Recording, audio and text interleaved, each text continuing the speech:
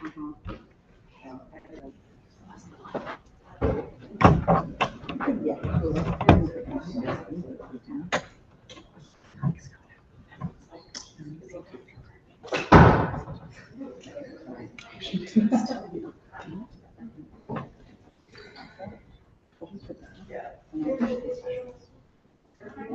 just going to wait for Alder Martinelli. Although I think it's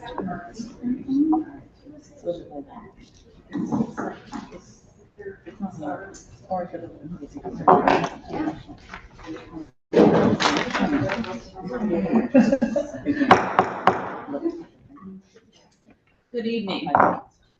Board of Alders notice, New Haven. The City Services and Environmental Policy Committee of the Board of Alders will meet in person on Thursday, July 2nd, 2026 at 6:00 p.m. in the Board of Alders chamber located at 165 Church Street, second floor, New Haven, Connecticut, to hear and act on the following items. Number 1, LM-2026-0227.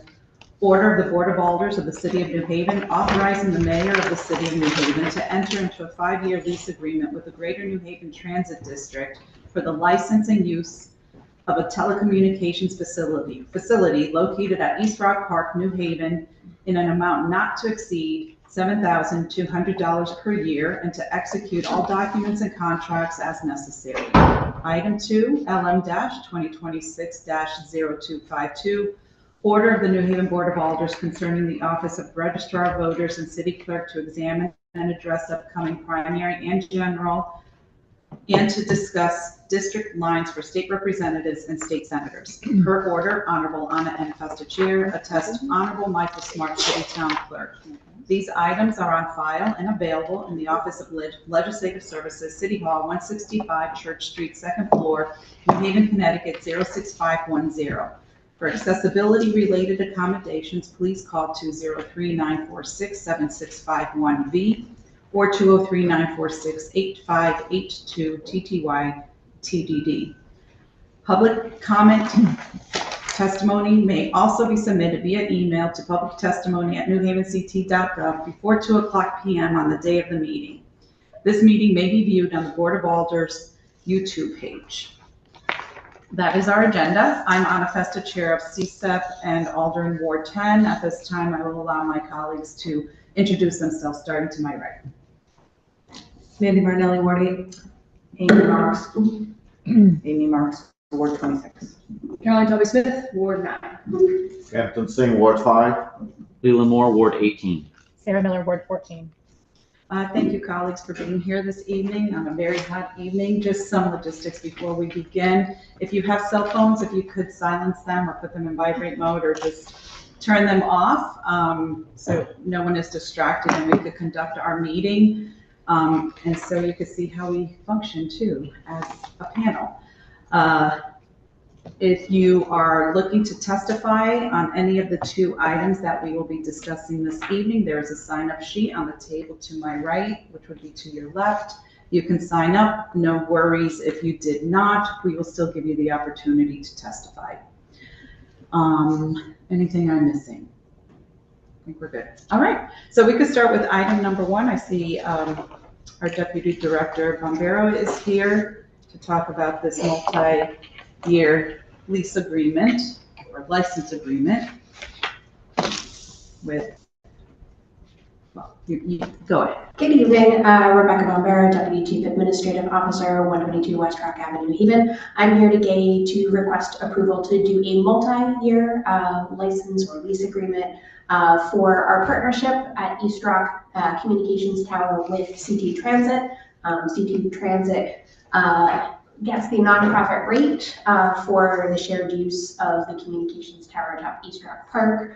We often do 1-year agreements with them, but for the sake of efficiency, for planning on their part, I'd like to do a multi-year agreement with them. As you all know, Board of Alders approval is necessary for any multi-year agreement. So I'm here today to request your permission to do a 5-year instrument with them. Again, they pay us to use the facility. They maintain their equipment. We ensure access. We already maintain the facility for our 911 towers. So we make sure that it's always online, and then they have an additional repeater up there for their radio system in the buses. I'm happy to answer any questions. Thank you for that. I guess the only question I have is what liability do we have? Do we have a liability? So they provide us insurance and indemnity. It's the standard city terms and conditions. So really no liability, we get revenue. It's a benefit to residents, and they help share the cost of the facility. And no interference with any? None whatsoever. Okay. Questions from colleagues? Any questions? Alder Singh. Thank you, Madam Chair. Any maintenance on the city side on this project? We maintain the facility, but not their infrastructure. So their infrastructure has no impact. We would do the same maintenance whether they were there or not. Thank you. Thank you. Any further questions on this item? Okay, seeing none. Thank you very much. Is there anyone from the public that would like to testify on this item? Is there anyone from the public that would like to testify on the item we just heard? And for a third time, if there's anyone that would like to testify on this item, please come forward. Okay, seeing none, we will move on to our second item. But what I'm going to do with the second item is I will start with the city clerk's office. So if the city clerk can come forward, and I see our city clerk, Michael Smart. Good evening. Good evening. And just as a reminder to anyone who comes forward and sits at the table, you do need to state your name and address for the record. And I'll just use that reminder continuously as we proceed. Good evening. I'm going to state my name for the record. Michael Smart, 1 Lion Street. Thank you. Thank you for inviting me. Have our deputy clerk and assistant clerk in the back, I guess, just they have my back in case it's an issue. So, you know. I just want to give an update of the election. I brought a couple of documents. The first document is the new unrestricted absentee ballot application that is going to be ready for the primary. That we have. Are these two different ones? Spanish and English. Yep. Oh, sorry. I just gave a couple. Okay, perfect. So we're getting that together. We're all set with that. So that should really take off so folks don't have to state a reason for voting absentee. We have a copy of the ballots, and then also just our Dropbox locations, which we know 2 in front of Orange Street and then 1 in the back of the atrium there. We are making sure state and our federal compliance, making sure that our documents are translated. That's something that's really big. That's kind of came out from the state, but we've been on top of that because we have a presence in our office. So just making sure that's taken care of. We're getting ready for the primary, April 11th. Training the staff. I'm sorry, August 11th. Training the staff to prepare for that. I think we're going to be in good shape as far as like staffing and just kind of getting out there. Folks are just inquiring about the election process. As you know, we are the record keeper for the city, so all documents flow through our office. Meeting minutes, folks come in for notary services, they come in for absentees. If they want to look up in their records, they want to check different documents, they can come find out for us. Post our Do you notices. mind bringing it a little closer? Thank you. How's that? I'm seeing people. Is that better?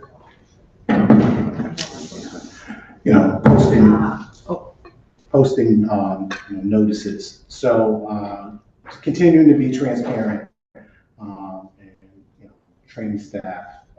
Our deputy's been with us over 30 years, which is an asset. We're blessed to have her every day that she decides to stay. And Michelle's learning as our assistant clerk, the different operations of the office. And we're going to continue to serve the public and do what we need to do. Okay. First, thanks for being here. I like having these workshops because it notifies our residents of what changes have been made in the various offices, particularly city clerk and registrar. So really what went into law now permanently is the no excuse absentee ballot, correct? That's right. Okay. That's correct. Is there anything else that you see our voters need to know regarding your office that has changed or been updated other than the ballot? I don't think so. I mean, I think we're gonna, when it comes to actually getting the application for the absentee, it's 90 days before either election, and it's a minimum of 5. I mean, anything over 5, you have to sign them up. That's just, we've had this has been here for a while, but that's just kind of a reminder. As far as like new stuff for the office, I really, no, I don't really think so. Just trading certificates, they have to be done online. That's just really it.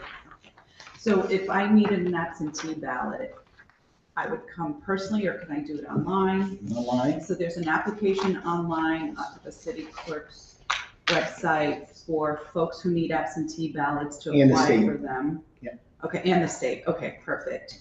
So once the application is done, the ballot is mailed to that individual. They fill it out and can return it via mail or drop it off Or the Dropbox. or come into the office. Right. Okay, Absolutely. am I missing anything? Come available the 21st and. So July 21st is the first day this will be available. Correct. All right. And if someone needs it sooner, they can't get it. They get an application.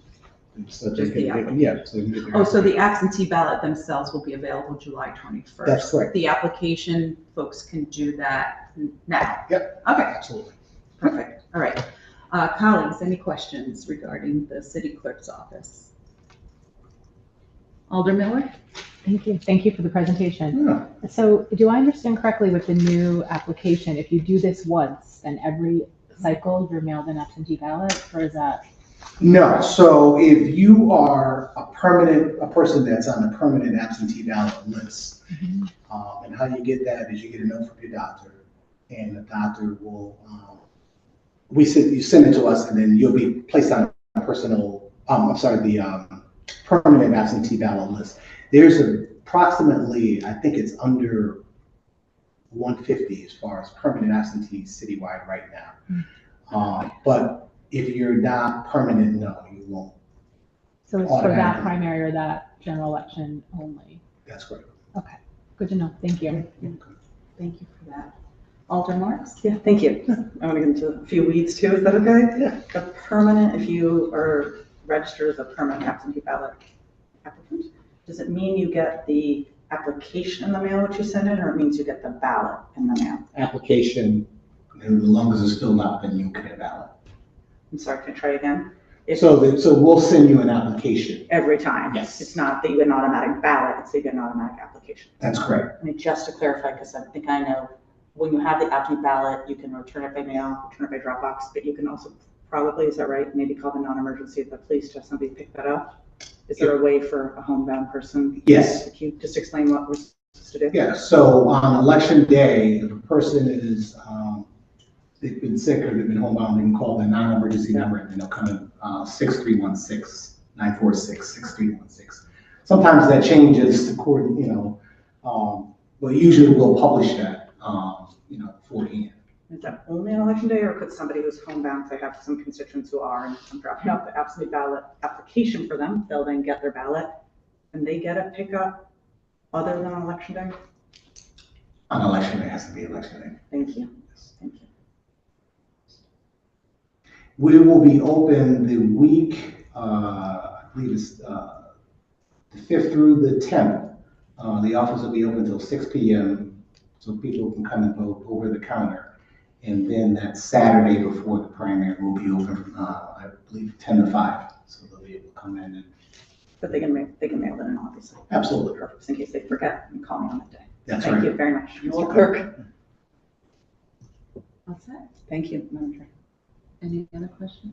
So just for confirmation, so on August 5th through the 8th, the office will be open until 6 PM. And then on August 11th, 10 to 5? Was that it? Or No, what was the the 10 to 10th. 5? The 10th. I'm sorry, the 9th, that's the Saturday. Oh, okay, sorry. Right. So Saturday, the 9th, your office will be open from 10 AM to 5 PM? Right. Okay. And then 10, they can go till 6 on the 10th. 9 to 6. Okay. Now, are these the same rules as the general election as well? So we're talking about the primary now, but then there's going to be the general election in November. Do you have those dates of when ballots will become available? Or is there a certain time frame, like 2 weeks before?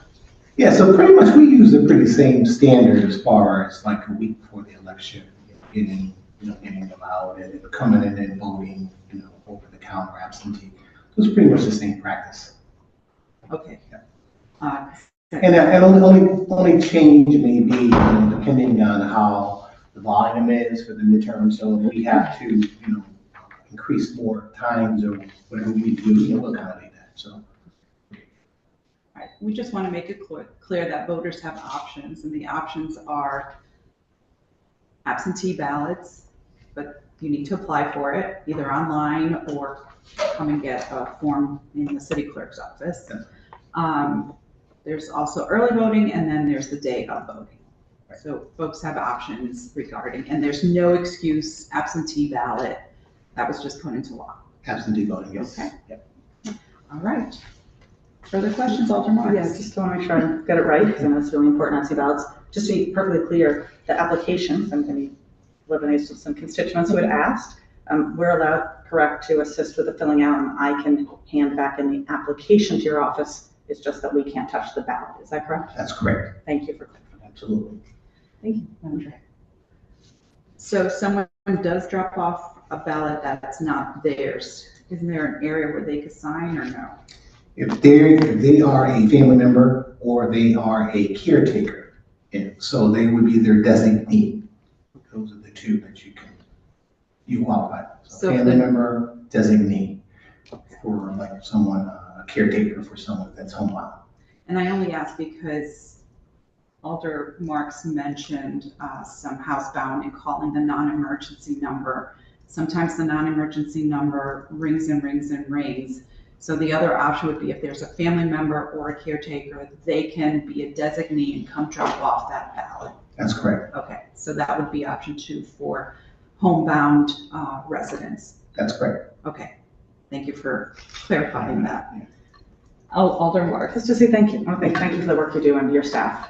It's always cordial, friendly, and informative, and greatly appreciate the professionalism in your office. Thank you, and thank you for all you do. All right, any further questions? Okay. And we'll be, once we get to the primary, we'll be preparing for, Our our Ward 9 special elections, so I'll give you an update on that. Thank you for your services this year. Miss you too. Won't be too far. She's not All right. coming She won't be in the building. Well, okay, thank you very much. Thank you. Okay, happy 4th, everyone. Yes, stay safe Okay, you and too. cool. Thank you.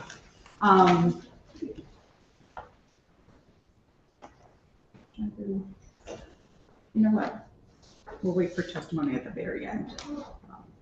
Okay. We're going to move on to the registrar's office. So if the registrars could come forward, I see both Republican and Democratic personnel. And just a reminder again, once you come forward, just state your name and address for the record, and then proceed with your testimony.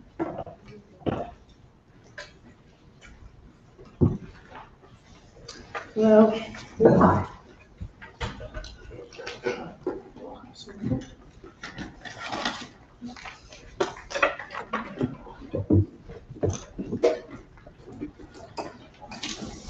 Channel Island, Sports 660, discuss it.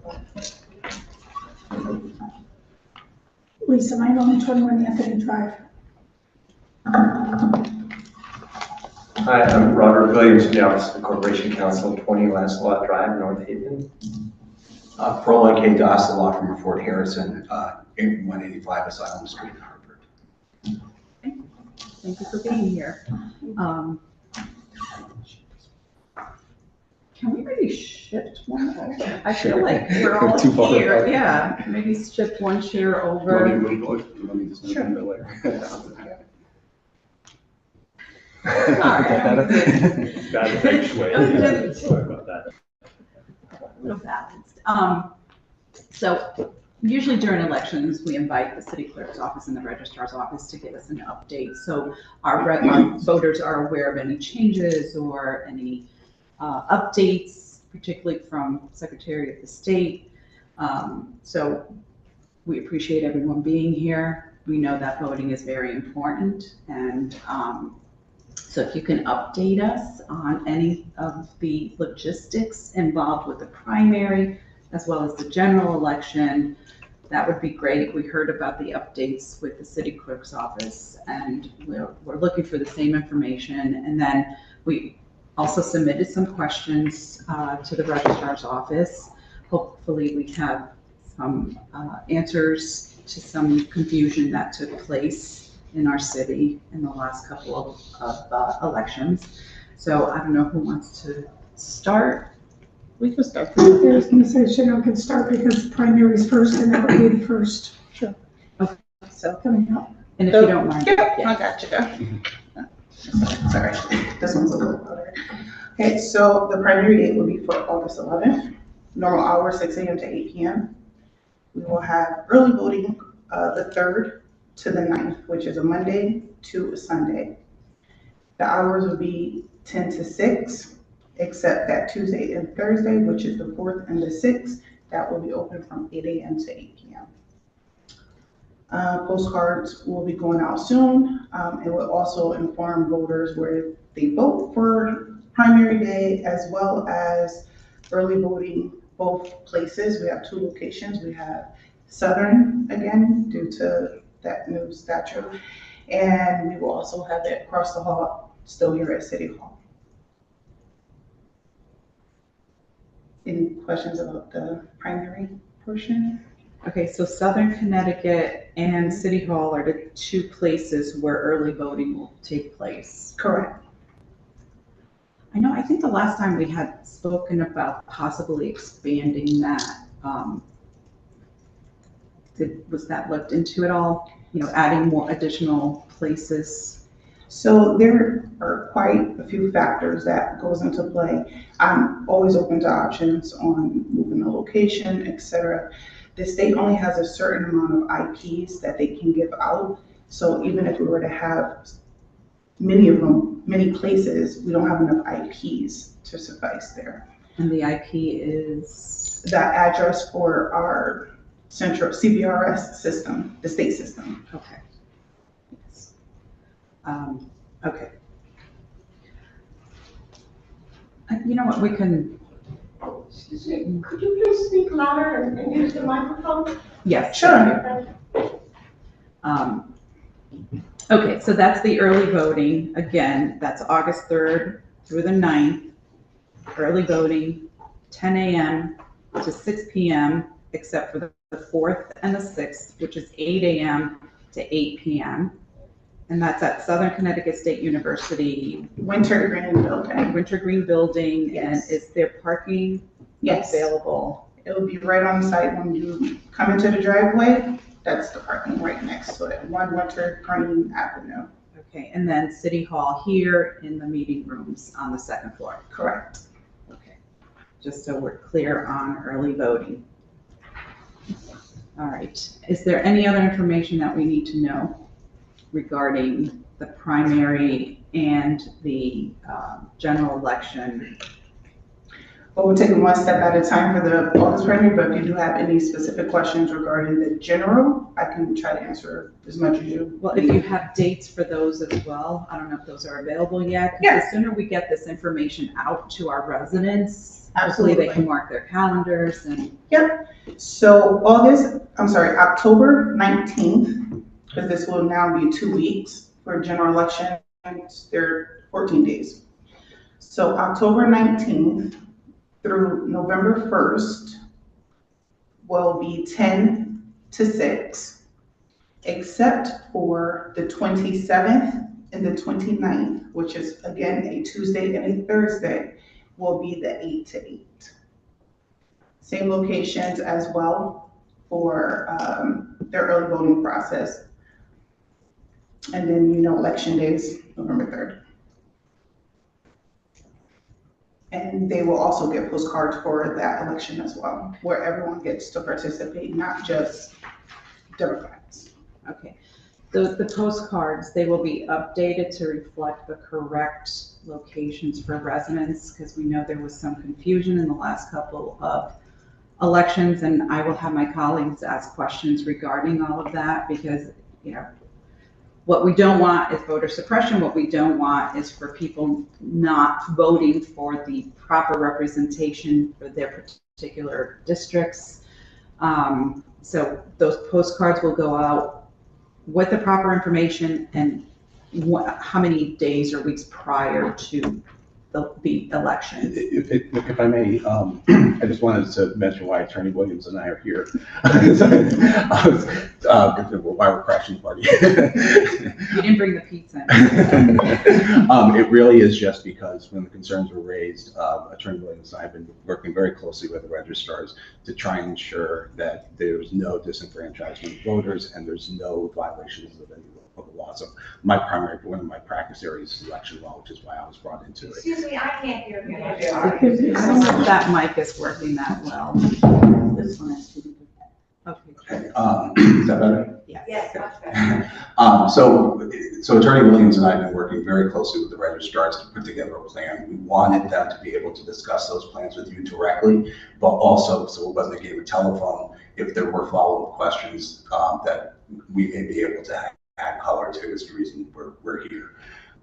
So I think let me just start off by saying my very first conversation about this issue, the issue when it was raised, was with the Secretary of State's office. Again, because I had that personal conversation, I wanted to be able to address it with all of you. They are confident that the addresses in the CBRS system for the upcoming election are correct. So that information has been updated. Everyone is in the right House district. They are also, the Secretary's office is updating their software. So this is something that, with respect to the next redistricting, technologically cannot happen. So that's something that the state's been working with to make sure. I mean, this doesn't happen anywhere in the state. So there's a lot of confidence right now that the information that the voters, every currently registered voter, is assigned to the correct polling location, and we have that confidence from the Secretary's office as well as the Yukon Voter Center. So I just want to share with you that is my personal involvement, but I certainly asked the registrars because they've been working very closely with the city on what the plan is going forward. Yes, it's important. Look, voting is a right. And if we live in a democracy, then we have to make sure that we follow all of the rules. And we're still not sure where the confusion and challenges were, but my colleagues, I'm sure, have plenty of questions that I'm hoping can be addressed, because the one thing we don't want to be is a major headline in a major newspaper. There's already enough drama going on with voting that this is something that needs to be addressed and fixed and made sure that we are 100% ready for election, with everyone who votes being able to vote in their districts. And that is, And I think, speaking for everybody here, everyone extremely grateful that this issue was raised. It was raised in a way that could be addressed so that there was no disenfranchisement, and we could be proactive about it before the primary, before the upcoming election. Again, I'll let the registrars discuss, what we've been doing for the past month to try and make sure we're ready for this primary and the upcoming general. and I appreciate you being here this evening to help address some of these concerns and questions. Did you coordinate ties? Okay, would you like to add? I think probably Or Mr. I don't have anything to Williams? add. Thank you. Yeah, I think he's. Nothing he's to add pretty clear. and nothing to add. Yeah, Okay, I'm he's- gonna he's pretty open, clear on that. okay, I'm gonna open it up to committee for, Can I get answers to the question? and we can ask them if we With don't. We did submit some questions. Were they answered? So basically, everything is still kind of in the works. We're working very closely with the IT department to kind of figure out who we should be targeting, who may have been affected by this, and so that we can reach out to them and make sure that they know that they're voting in the right place this upcoming election. Wait, that hasn't been done yet? The CVRS system, the CVRS system that we operate Yeah, is updated. that's the We're state one. working, yes, we're working with IT to identify the households to send letters to.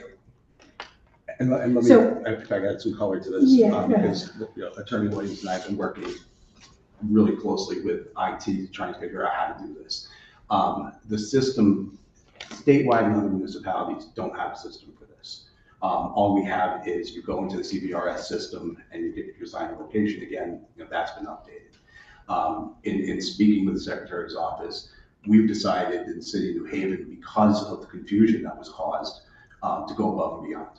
So we are working with CIS to do something they've never done before, which is to take the map from pre-redistricting, overlay it with the existing map, identify the residences and addresses that have been moved to a different district, and send, not just, as you mentioned, a postcard goes out to everybody telling where their location is.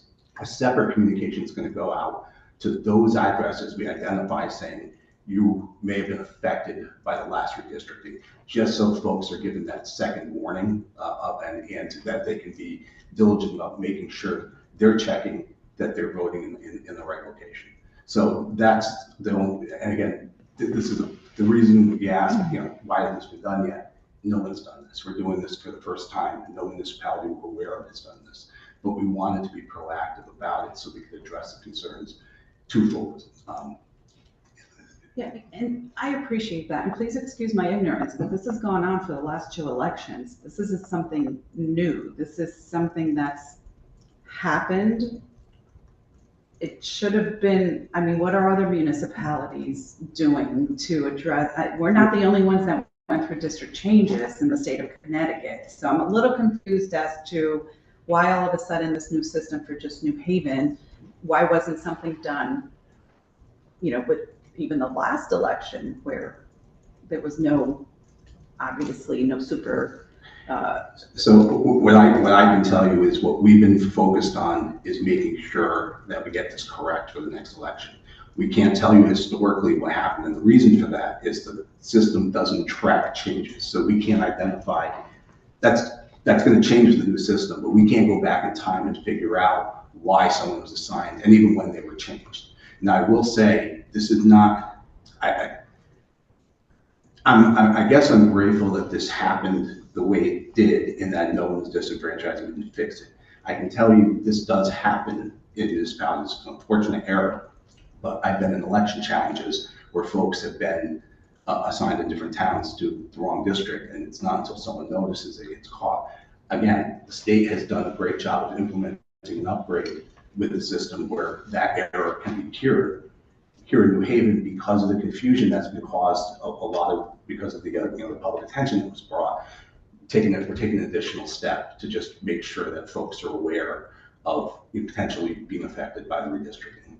The next redistricting, as we know, won't happen until 2031, but we are taking steps now to make sure that there are checks and balances in place where we're not just relying on the statewide system. There's checks and balances in place to make sure that everybody is voting in the right district.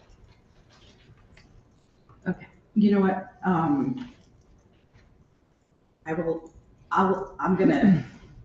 We can ask questions at the end. Is that okay?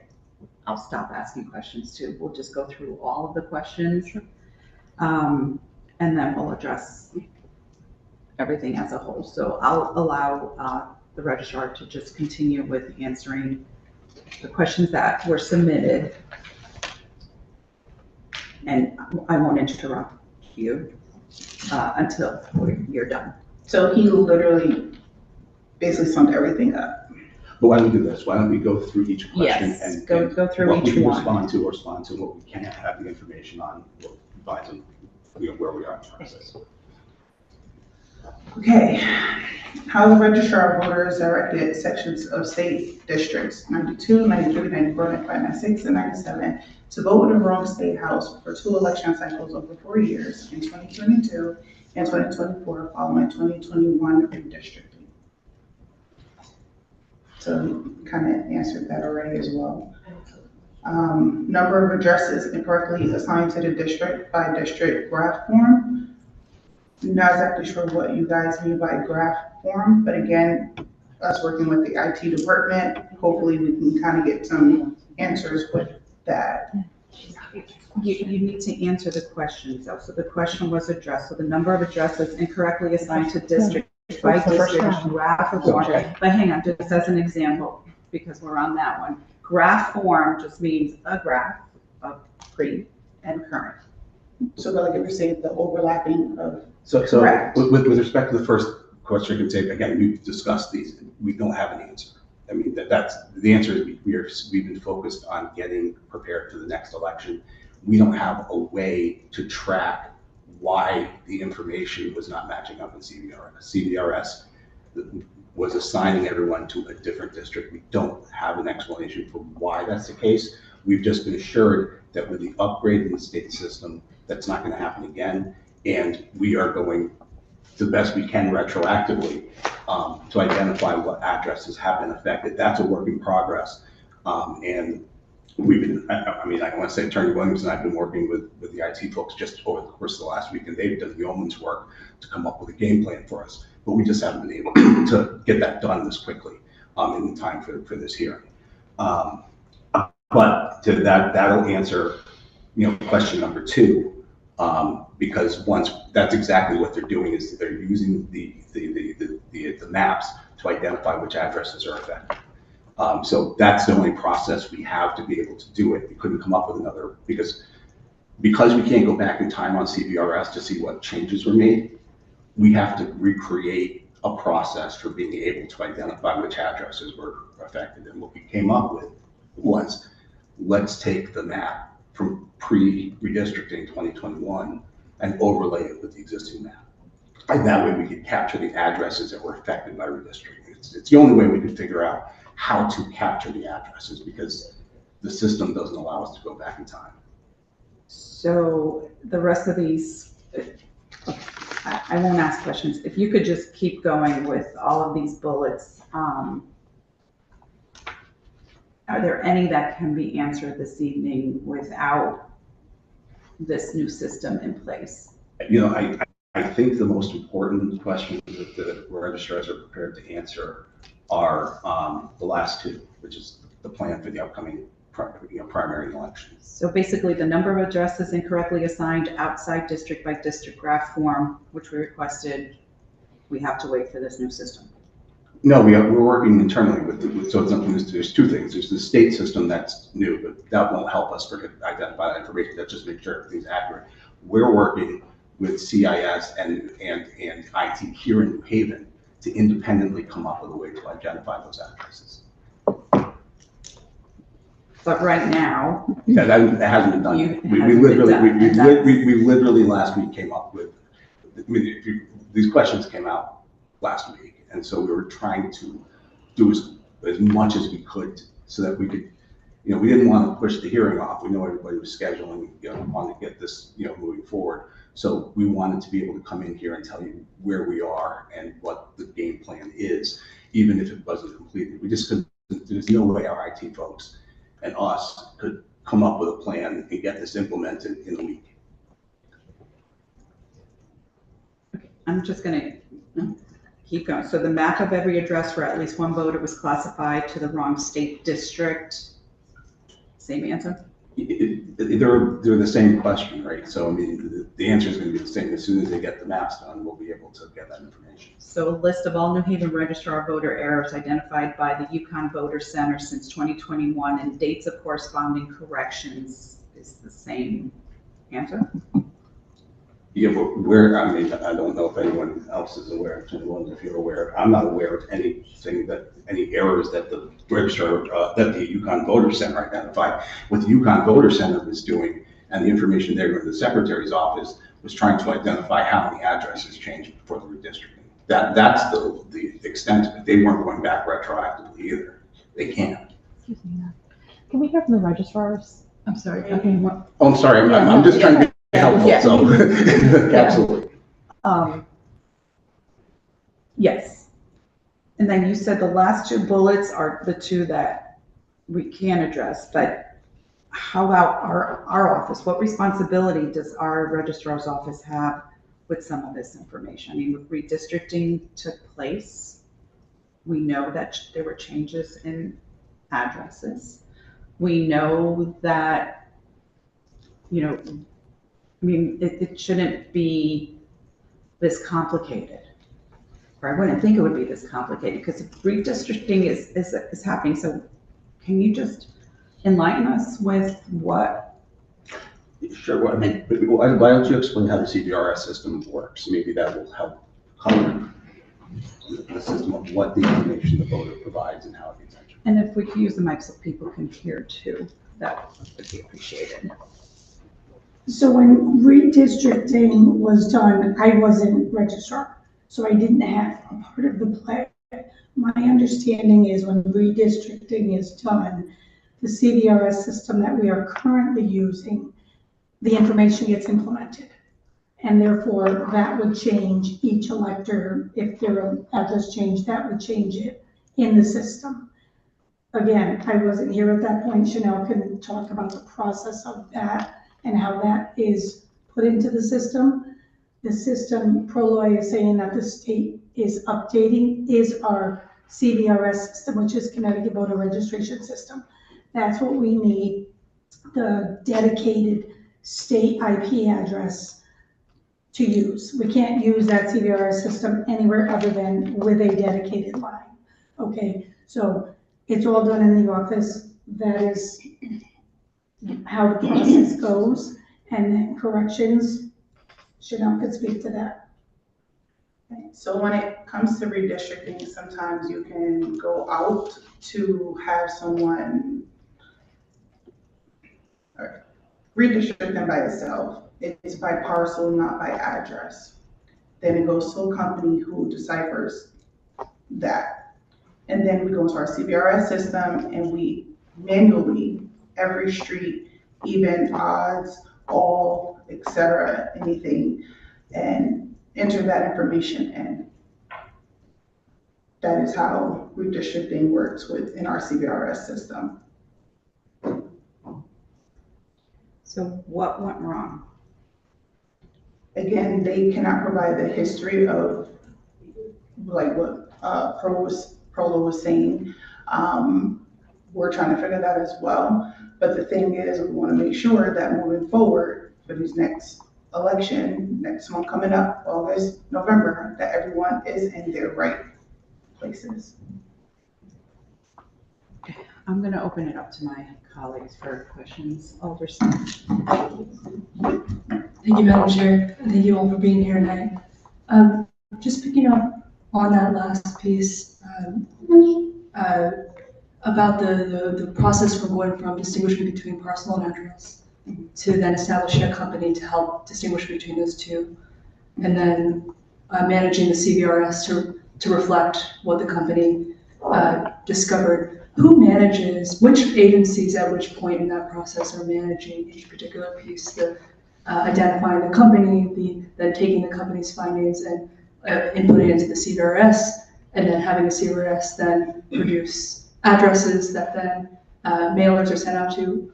Which agency is managing each of those processes at each of those points? I don't have the name of the company at this moment. I have to look back at some point. So I don't know them. Sometimes we get our ideas from the city because they use outside source. I don't know them for help. There's been other times where other departments have helped and for like the local portion. So it kind of just depends. In the past, there was a system called Geo something. that helped with that portion. Once that's created, they give it to us and we go in manually. Okay, so the registrar's office selects that vendor, the company to support, and then the registrar's office takes the company's findings and inputs into CBRS. Is that That's correct? We can, yes. Okay, so the registrar's office. So do you have any sense when you think about the last couple election cycles, when you think about, so the registrar played a role in selecting the company and also played a role in then inputting the company's findings into the CBRS. Do you have any reflections on what might have happened and what might have erred in that process of inputting to the CBRS? No. Okay. I'll pause on that question and I'll open it up to my other colleagues. Thank you, Alder Smith. Alder Marks. Thank you. So just to follow up on Alder Smith's question, it seems to me there are two possibilities.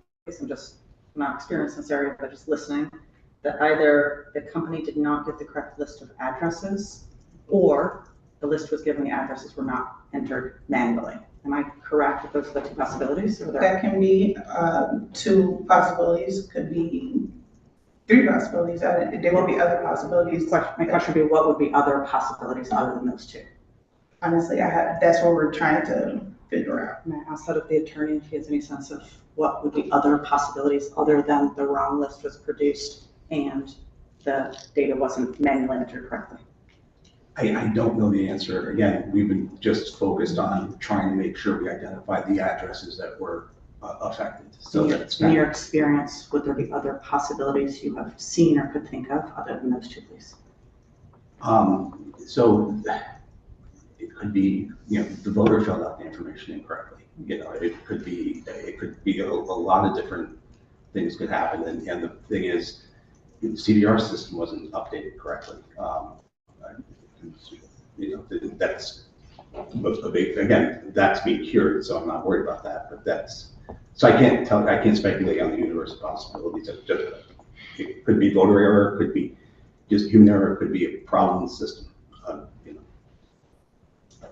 Thank you. And I guess the follow-up question, though I don't know if I'm fully understanding the system, is that you've shared with us that the Secretary of State and the Yukon Voter Center are confident that the CBRS system is now accurate. Is there a need now for something to be manually done, or everything's all set now? Our understanding is everything's set, but if you want to know what needs to be manually done, again, we're trying to, because of the confusion that was caused, we're just trying to identify the addresses so that correspondence can go out and let affected addresses know that they may have been affected by the redistricting. So, that process is something that the office is undertaking to try and address, the issue. But as far as the Secretary's office is concerned, and as far as, we're concerned, it's a matter of, accuracy. We have confidence that it's accurate based on the information we have. Thank you to both of you for taking questions. Thank you, Madam Chair. Thank you, Alder Marks. Alder Miller. Thank you, Madam Chair. Thank you for the information. Ms. Evans, do you remember receiving, what? You can't hear? Do you recall receiving messages from me on May 17th and May 24th about this matter? I'm not gonna go by dates because I do not remember the dates, but yes, I did. I do remember you reaching out, yes. Okay, great. Is there any particular reason why there was no response to those messages? I don't agree with that. There was a response per our phone call, and I gave you a call back, left you a voicemail, and then what else? Thank you. There was a written response when I asked you to please respond in writing. Sorry, you can't hear? Hello. I can be loud. So Any particular reason? I'd rather hear from the registrar. But I think this is going towards the privilege issue, so I wanted to just address it from that standpoint. My question just for the folks in the back. It's more, it was an advice of counsel circumstance, where because we didn't know what was occurring, we wanted to do some due diligence on our end. So we advised not to respond at that point, and then the hearing was scheduled. And we said that we will try and implement as much as we can in advance of the hearing. So it was on advice of counsel. Okay, thank you. My question for folks that didn't hear it was about why there wasn't a written response per the written And to be clear. Yeah, and I understand it's on advice of counsel is the answer. And there was no disrespect intended. It was literally so that we wanted the information when it was provided to be the most accurate information. Could that have been stated perhaps in writing, that it was not, there was no, that on advice of counsel, that information be forthcoming but wasn't available? Once we had the hearing scheduled, we determined that it would be best to, this is why we didn't ask for an extension. We didn't ask for the registrars to be excused. We thought it'd be best, like, rather than going back and forth on an email, the questions that could be answered could be presented in person along with follow-ups and to the best of everyone's ability. Okay, thank you. I really would rather hear from the registrars, honestly. I mean, I'm glad, thank you for being here and for offering advice. But I'd really rather hear from the folks who are elected to represent us. A couple other questions, if I may, Madam Chair. Can you talk about the Yukon Voter Center, what they do, how they relate to your office? They do not, we don't have a direct relationship with them. That's through the Secretary of State. Are you aware of what they do? Not to its full extent, no. Can you give me some examples of what they do? One or two things that they do? Honestly, not as much. Pretty much just the voter roll, anything connected to our CVRS system. I guess they have access, some things they don't have access to is what I found out. So I have no idea to its full extent. Okay, I was informed by the Secretary of State's office that the Yukon Voter Center runs regular checks of voter rolls to identify errors. So I'm wondering if you, and then they notify registrars. Have you received in either of your tenures any notification from the Yukon Voter Center about any errors? If they are from Yukon, send me my emails. I don't want to, not confident in this answer because we are switching over to Total Vote. I'm not sure if it's from the Total Vote company or if it was from Yukon. So I'll look into that and get back to you if there were any changes, etc. Okay, so you're not sure at this point. Do you recall any? In the year that I've been here, no. I don't have any, or a year and a half. I've not had communication with UConn at all. Okay, thank you. I also, is it correct that there's statute that requires the registrar to let folks know when they've been voting in the incorrect district? You described it as like this above and beyond activity. My understanding is that there's actually state statute that requires the registrars to let people know when it is discovered that they've been voting in the wrong district. Is that, are you aware of that? And is that your understanding of what's happening? So the answer is this, you're referring to a statute that was passed in the last special session, 2025. So it hasn't been, we haven't had a state election where it's been impacted yet. So that's why I say, if there were an issue with the upcoming election, because this is going to be the first statewide election that we have, then yes, but the statute hasn't come into play yet because it's a brand new statute. To conform with the spirit of the statute is one of the reasons we're doing this separate correspondence, because it's not required at this point. If there is an error in the upcoming election, then within 90 days, the affected voters would need to be notified. But that statute is only applicable to the upcoming election. It doesn't apply practically. That's why I'm saying they're going above and beyond by submitting a correspondence to meet the spirit of the statute. Okay, thank you. Is that Alder? Alder Martinelli? Thank you, Madam Chair. Okay, so I have a couple of questions for the audit company, or I'm sorry, not the audit company, the expert. The company that was used from the redistricting from the parcel into the addresses. Is there a way that we keep that data so that we can essentially cross-reference if they gave us the correct data? So that was my first question. And the second one is, you know, you kind of keep guaranteeing that it's going to be okay in the future, but we don't know what the problem was to be able to guarantee that. So if it was this company and it wasn't, you know, if it was this company, are we going to continue the same process where they take it from the parcel, put it into the addresses, And then, you're saying that it's going to be flawless going forward in that. But if we're getting bad information from the beginning, how are we rectifying the situation to really know where the problem came from to be able to ensure us that this won't happen again? Thank you. Thank you. So as a portion of that, going forward, we have this new system called Total Vote, where it's supposed to give us all the accuracy of this so it doesn't happen again.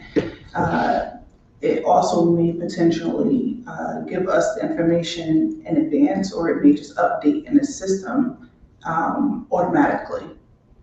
So we don't know yet. We don't have the program yet. It's still being formed or finalized. So it's fair to say that we don't know if this could happen again. No, I'm not saying that. I'm sorry. No, I'm not Maybe saying I that. misunderstood. Yeah. So I'm saying Total Vote Yeah. itself is, we won't have this issue because it will already be done in the system. Okay. So we won't it have should, a company in between. it should not have a company, but again, these are all man-made things. Okay. So, but that's the key, that's what they're trying to get to. Okay. And do we have the data from the company beforehand to see if we can cross-reference from the bad addresses if it came from that company or not? I can look into that. Yeah, I would like to know who the company was, if the data is still available, and how we can, see if this is. Okay. Okay. Madam Chair, if we can request that information. Yes, Apologies. noted. Thank you. Thank you. Alder Smith. Thank you, Madam Chair. Thank you, Alder Martin. Thank you, Madam Chair. A very similar question to my colleague Alder Martinelli. I think I'm hearing two things that feel a little bit confusing to me how they come together. So one is, as you stated, this confidence that the upcoming election will be sound and everyone will be voting in their same address. But yet at the same time, the inability to answer questions around the number of addresses incorrectly assigned. I'm trying to wrap, if you can help me, just try to wrap my head around how both of those things can be true at the same time. That would be really helpful, because I think if we felt that degree of confidence around the upcoming election and individuals will be voting in the correct location, we'd also be able to be quite surgical and precise about the kinds of addresses that have been able to switch over. So you just help me understand that. So I will say, I didn't do any of the correcting. I didn't know about the problem until obviously when it hit the paper, I guess. The corrections that were done in CVRS, I don't know about, I can't speak to, but what I will say is if the Secretary of the State's office in Yukon is convinced that the corrections were done and they are accurate, this upcoming election, we are good to go. Everybody is in their right House district. Next year is when the Secretary of the State's office is looking to implement the Total Vote. That is the new taking place of CVRS. Total Vote is the program that the way that operates is all of this will be done automatically through the Total Vote system. That will be implemented by the next redistricting. So when a redistricting has to happen, it's not going to be manually putting information in. The system is going to be designed. That's why they're changing to that system. So being that we have another 5 years for a redistricting, we'll have minimum of 4.5 years of working with the new system. So I believe there'll be enough time to actually analyze it, scrutinize it to see that it's working or not working and make corrections before we get to that point. Thank you.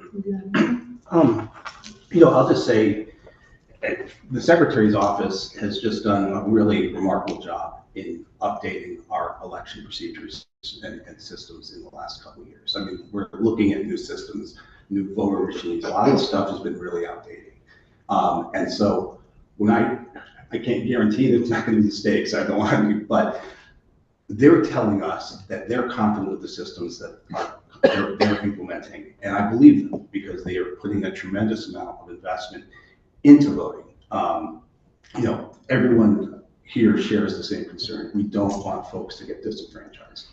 And it's unfair to put that burden on a particular municipality when we're talking about redistricting, because the redistricting process, if you're familiar with it, happens at the state level. So what we want, and to the secretary's credit, they're acting on this, is an ability to take those new maps that get drawn every 10 years, the House, the Senate, the congressional maps, and put them into one centralized system that accurately identifies who's been moved, where their districts are. And I can't tell you what that new system looks like because I haven't personally seen it. I can only look at representations that have been made to me that the Secretary's office has confidence in the investment they've made in the upgraded system. They have confidence that the issues with this, currently with CBRs, with the voters on the CBRS were addressed. And so when I say confidence, I'm using that word because that's the word that was given to me, and I can only, I have confidence, I believe them, that's where we are with it.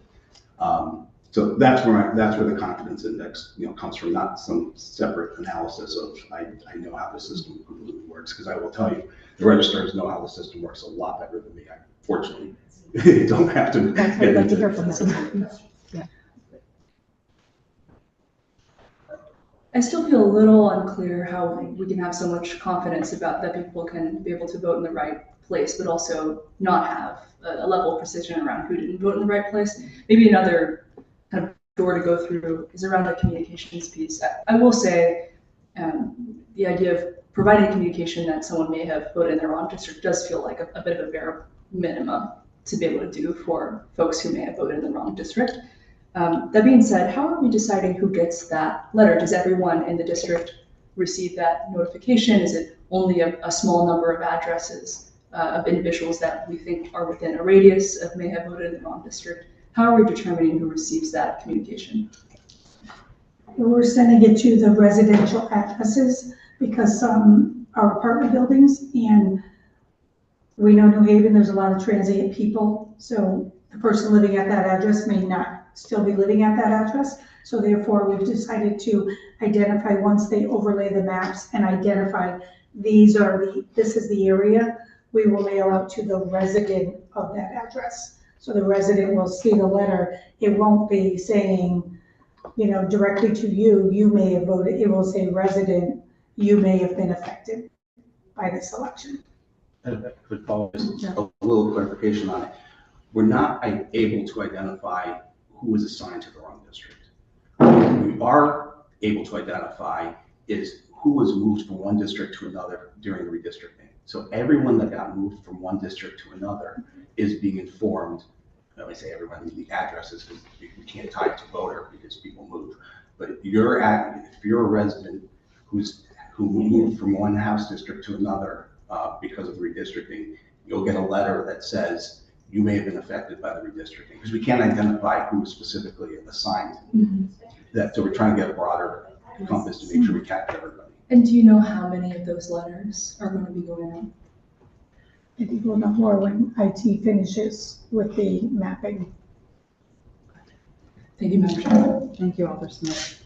Just to stay on that same line, supposedly it was 700 voters, so we know something. When I get my little postcard, my name is on it as a voter, so you do have all the information from those addresses, do you not? I'm a little confused with all of this. Is it unique to New Haven? Redistricting is nothing new. It's been done in the past. I guess my question would be, okay, we heard, Ms. Mylon, that you were here just a year and a half. So, but were you here during Ms. Evans, during the last redistricting? Have we gone? So this was my first redistricting. And to answer your question, when you get your postcards, those are the people who are currently registered today. So to find people, again, the system does not hold that history for us to print something out to say, hey, someone lived at another address back in 2022. So instead of marking it to an individual we don't know was there, to the household, that's why it's two different things. So with the maps, you get the old map, the new map. What were the changes? And in those changes, those are the people we are targeting. So what did we do at the last redistricting? This isn't our first go. Is this unique to New Haven? I'm just.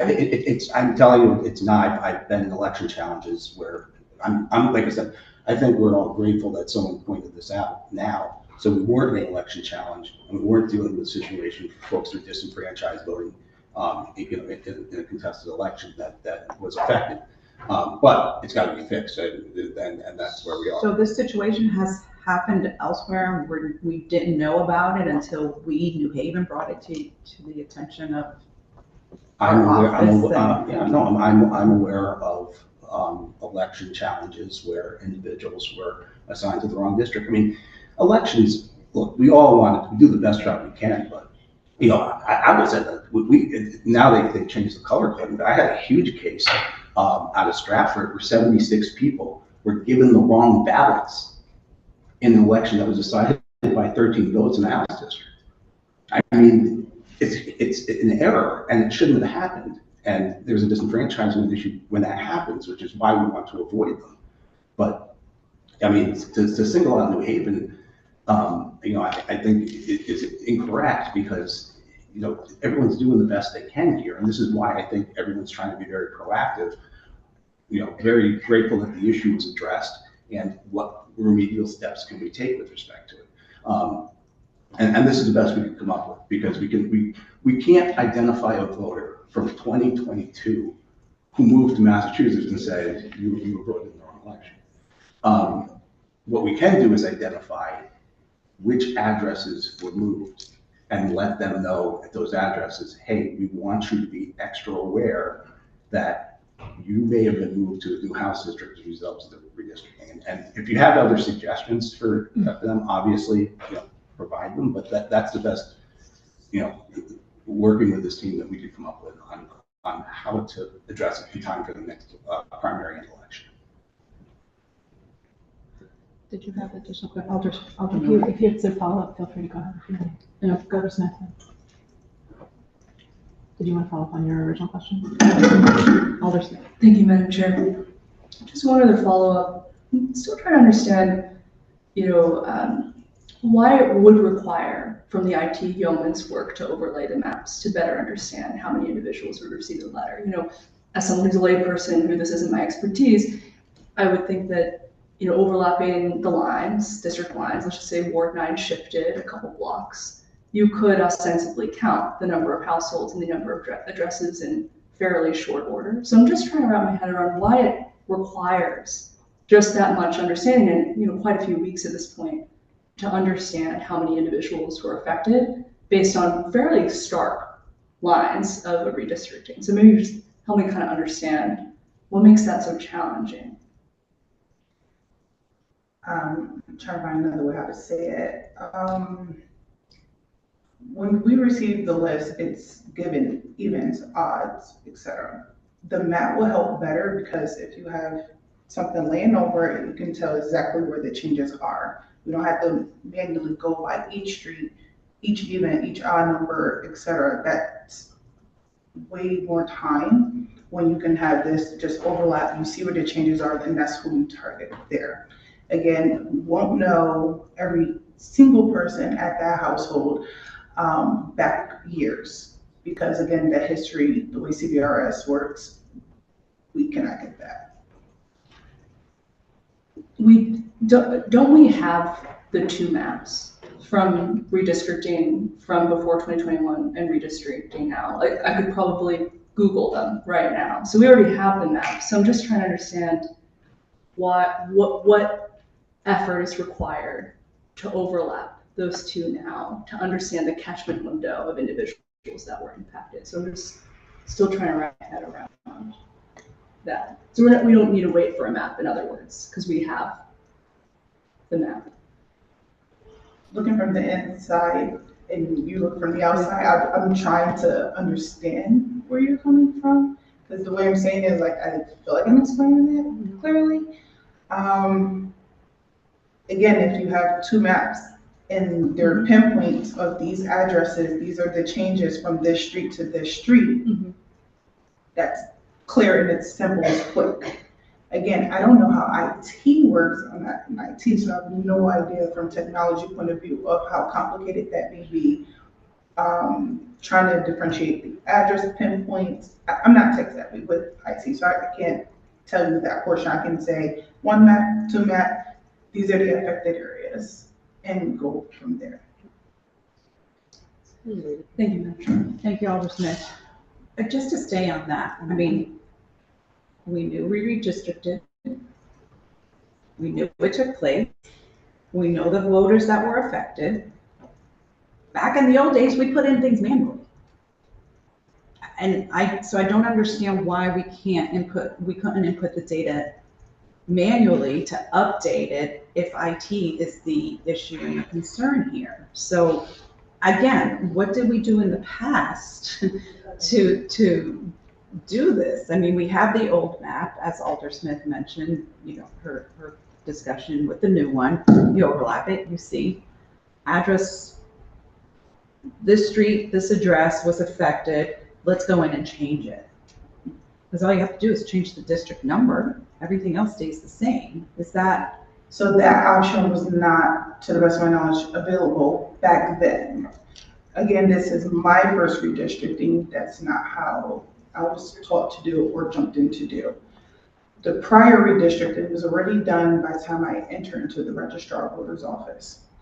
There was another part you said, I wanted to clarify that. Oh goodness, it was something you said.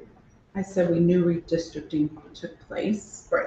Oh, so no, I remember. So it was about if you're placing a lapse on, can't you just go in and manually change it that way? Again, that was not given to us from jump. So we're, again, trying to find options on how do we identify these people. This was the best that we can get, and IT is working hard to do. I guess I'm still concerned. I'm still just not understanding what we used to do in the past. And I'm not going to dwell on it because what I want to do is I'm going to take some additional questions from committee members and then I want to open it up to the public because I think it's important we hear from them as well.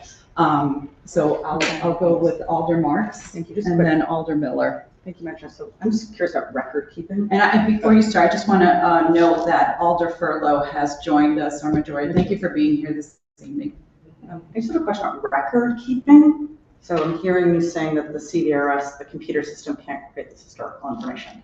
But I'm asking here about records. I mean, when we do elections and we do campaigns, we've got these lists. You give them out to us. There's cross-offs at the polls. I see people in the chamber probably have them in their in boxes in their houses. You know, what are we doing for record keeping? Where are the lists of who was registered to vote and where are the cross-off lists? Are we keeping these paper records so that? Yeah, so the cross-off list is with the town clerk's office, and to go by each name and address throughout the whole city will take months. But when could you, the question is, do they exist? Because if they exist, Do they have a Public will have an cross-off list? opportunity Yes. to speak. So The town clerk office we have to submit the cross-off list to them. So we do, so the city has on record paper lists of who voted, is that correct? Correct. Okay. Thank you, Madam Chair. Thank you, Alder Marks. Alder Miller. Thank you, Madam Chair. Two questions. One is, I just want to be crystal clear about what happened. Do you agree in your analysis that voters were disenfranchised, did not vote in the correct districts in 2022 and 2024? Do you agree that that happened? Do I agree that? Is that your analysis that that happened? Do I agree that people were sent to were in the wrong district? Yes. Is that your? Yeah, based on what I heard and based on what I understand, yes. Okay. And did you read the New Haven Independent's analysis that came up with an estimate by House district of how many people were impacted? I did see that, and when we asked who were these people, sir, we never got an answer. So I honestly don't know where that number came from, and no one can explain it. Okay. It's, you know, when I started looking into this, I looked at the map I looked at the cross-off sheets from my own ward because my ward was impacted, my address was impacted. And it was pretty easy to figure out, if you just look at those documents, where the problem is. It didn't require any sort of analysis by IT. Didn't have to get my teenagers to come help me. It was, I just looked at the documents and I could tell. You know, it's a slightly bigger project for the whole city, but I am really struggling, along with my colleagues, to understand why the questions that we asked, very simple questions, which have been on the table now since May 17th. How many people in each House district were impacted by this error, which we do not know the origin of? And it is very, very frustrating. And I feel like we still do not have an answer as to why we don't have answers to this question, because it does not seem to me like a difficult question to answer. It seems like something that somebody could figure out in a day. So I'm just going to ask again, why is it that we don't have answers to the questions that you have now had from me since the middle of May about how many people in each district didn't vote for the right person? So maybe after this, you can tell us how you reference, because it seems like you have a better idea, which we Can we answer the question? Again, I don't, again, my answer kind of still stays the same. I'm not sure. If you look at the map, and you I look hear at the you. cross-off sheet, like that's all the information. Like, I don't know what other information you would actually need. So again, we are making sure that this upcoming election, that people are voting in your right areas. And they are. Okay. I just note, Madam Chair, that these questions have not really been answered, I think, to anyone's satisfaction. So, thank you. I'm gonna just say that I'm not giving an answer to the question because I don't have an answer to the question. I was brought into this after this has all been corrected, so I don't know the answer, so that's why I'm sitting quiet and I can't give you an answer. Thank you. Thank you, Elsa. Thank you, Alderman Miller. So before I open it up to the public, I just have a couple of questions regarding the office in and of itself. It's a partisan office, and I want to know how well everyone works together in that office. Are documents shared between everyone in that office? You know, just, I also want to know what training has taken place. But let's start with that first. How does the office, you know, it is a partisan office. It is the only office in a municipality that is partisan. So I want to know how you all work together. So we do have a shared, you said something about documents. We do have a K drive where things are shared. We do have folders where things are printed out that we've used in the past to reference off of, etc. And you both cross-reference lists and data, because, I mean, we do have some Republicans and Green Party and independents. So, you know, the office is supposed to work actually with all of those parties. So I'm just trying to get an idea of what a day in the life of the registrar's office is like. Yeah. So when it comes to the general election where we are involved with everyone and nonpartisan at that time, it's a collaborative thing. During the primaries, it's mostly kind of on that party. If help is needed, then it's asked and move forward that way. Would you like to add anything? I will say one word, it's challenging at best. That's about all I can say. Things are not uniformly shared throughout the office. It is challenging to get information. It is challenging to work together. And I'm being very honest. What do you mean about getting information? I thought it was all readily available. Well, things in the K drive, if you go into a K drive, typically things are very easily to find. And there are times if I ask for something and it's in the K drive, it might take me 25 minutes to find it. But I think it's a work in progress that has to continue, and I came into this role knowing it would be challenging, and all I can hope for is that we break the barrier and work together better. Yes, I think that's important, particularly if it's a partisan office. Okay. And just quickly, because I want to make sure that our workers are trained, everyone is trained for the two coming elections. Did you all attend any training at the Secretary of the State's office for, the elections? So they do 2 conferences a year, and a new registrar, the only training for registrars is a new registrar has 2 years to take a course. It's through UConn. That's another thing that they provide us, is that training. And you have a year to take, 2 years to take that course, finalize it. Once you do that, there's really no other training other than the 2 conferences a year that they offer. Okay, so you both attend those training sessions? Mhm. Yes. And how about our workers in general? Are we all set up to be ready for the August 11th primary as well as the general election? Have those folks been trained? So training will be in a couple of weeks. We try to do it close to the election as possible. When it comes to the November one, it's a little bit further out due to early voting being 2 weeks instead of the 1. And we have people trained in early voting as well as Yes. in person. I just want to make sure we're all set with, it's an important election. These are midterms, and we need to make sure that voters know what they need to do and make sure that the personnel that we hire know what they're doing to address any voter concerns. So It is actually state statute that poll workers have to do a training, and we have when the people come for training, they sign in so that we know they were there, we verify they came, they stayed. and we have enough personnel to manage. Our office is who does the training.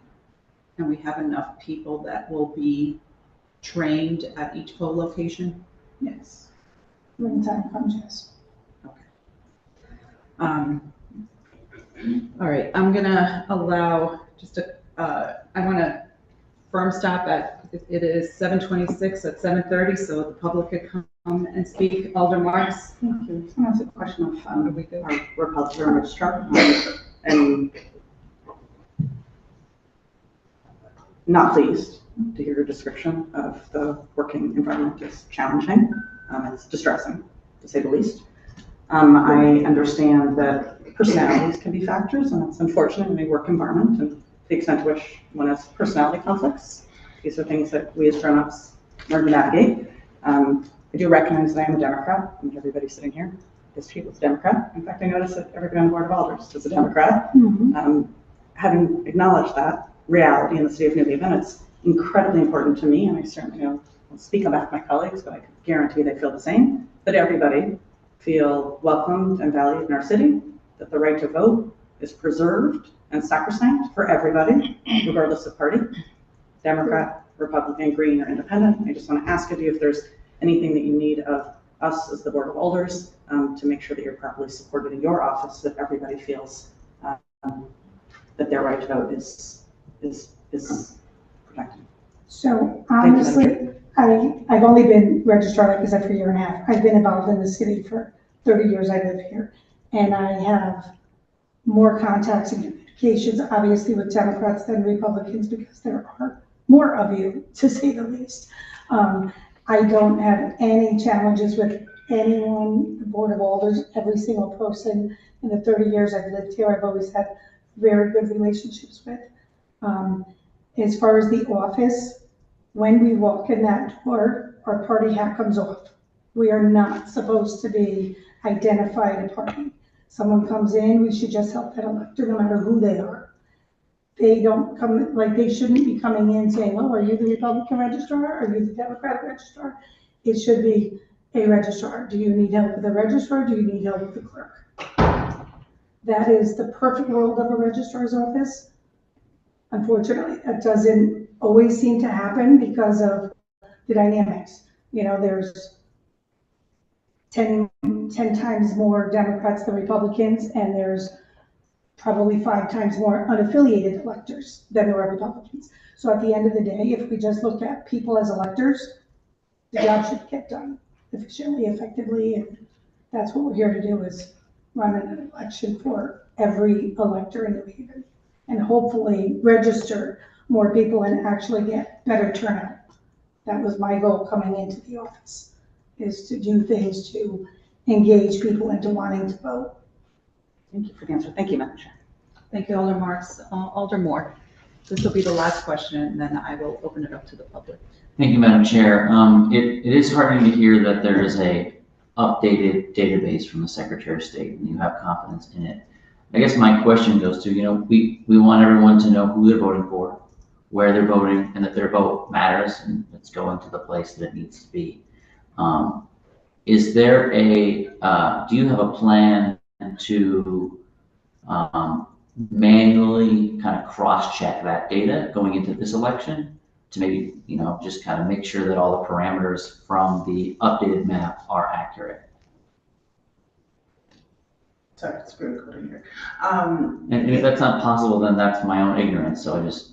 No, if we kind of stated before that we get the information that's already in the CVRS system that's been there for a while.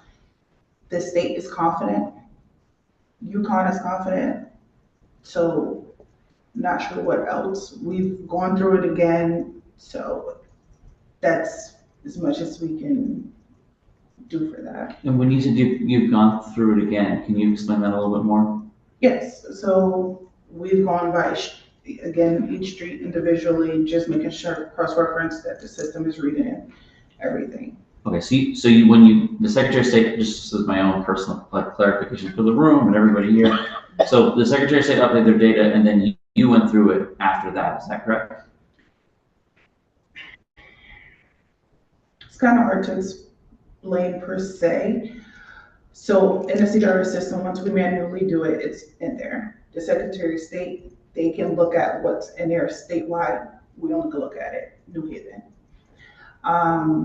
They are pleased with what's in here and everything is working and that it's corresponding with what they have and what they received. Okay. Also want to point something out on the confidence factor. Alder Miller had referenced the new statute that went into effect last year. The purpose of that statute was to give the secretary the ability to make changes when they identified errors, because they weren't able to do that. So now both the registrars and the secretary are able to make that change when there's an error discovered. That wasn't possible before, and that was really the primary impetus of the statute going in. So now you have 2 checks on addressing any issues that arise, plus the 3rd check being the new system going into place. But that statute had to be passed to give the secretary that authority because it used to fall entirely. Okay, thank you. Thank you, Madam Chair. Thank you, Alder Moore. I promised Alder Smith that I would take her question. And then we'll move on to the public. But I will ask that you stay for the public testimony because we might call you back up to address some of their concerns if they have not been addressed while we were here. Thank you. Thank you, Madam Chair. One last question, which is, I hear that you've said that your primary focus is gearing up for this next upcoming election. It's deeply important to me, in addition to that there is an audit to better understand after that what actually occurred. I'd love to hear just concretely, what is your plan to better understand, to reflect back on whether it was, as Alder Marks, my colleague mentioned, whether it was about the company error, whether it's about the manual entry from the company into the CBRS system. What is the plan to do a thorough analysis of what occurred and how do we mitigate that error into the future? Yeah, we've reached out to Secretary of State, UConn. I know you can probably speak more on it with the conversations with SOX and UConn on trying to figure out who those individuals were, et cetera, blah, blah, blah. And just trying to figure out who they are and target them. That's 1. 2, we've asked, can you give us a history of when was it changed? And apparently they cannot give us that answer as well. The only thing we can go off is, oh, in 2022, this was the wrong district. 2024, this is the wrong district. Were some corrected, were some not? Then we just have to cross-reference by crossover list. But to show when it was and why, that's something, yes, we're still trying to pursue on getting an answer for as well.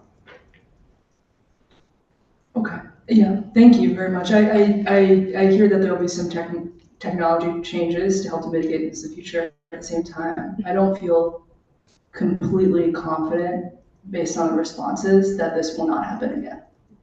And so it would be great, potentially it's another workshop, but to better understand what audit is done over the next weeks to make sure that the electorate feels very confident that this error will not occur again. Thank you. Thank you, Madam Chair. Thank you, Alder Smith.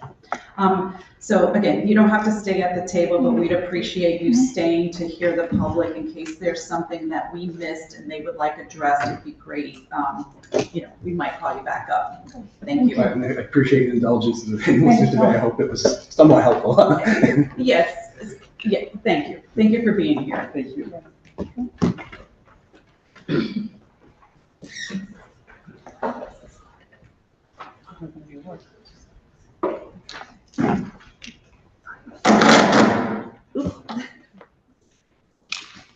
Very good. All right, thank you.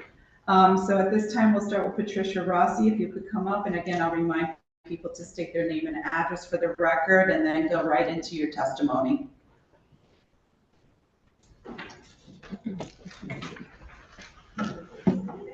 She's leaving.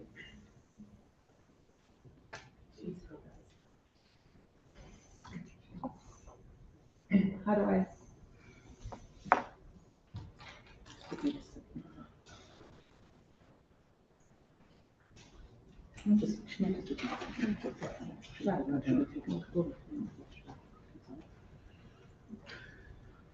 Go ahead. Go ahead. Thank you.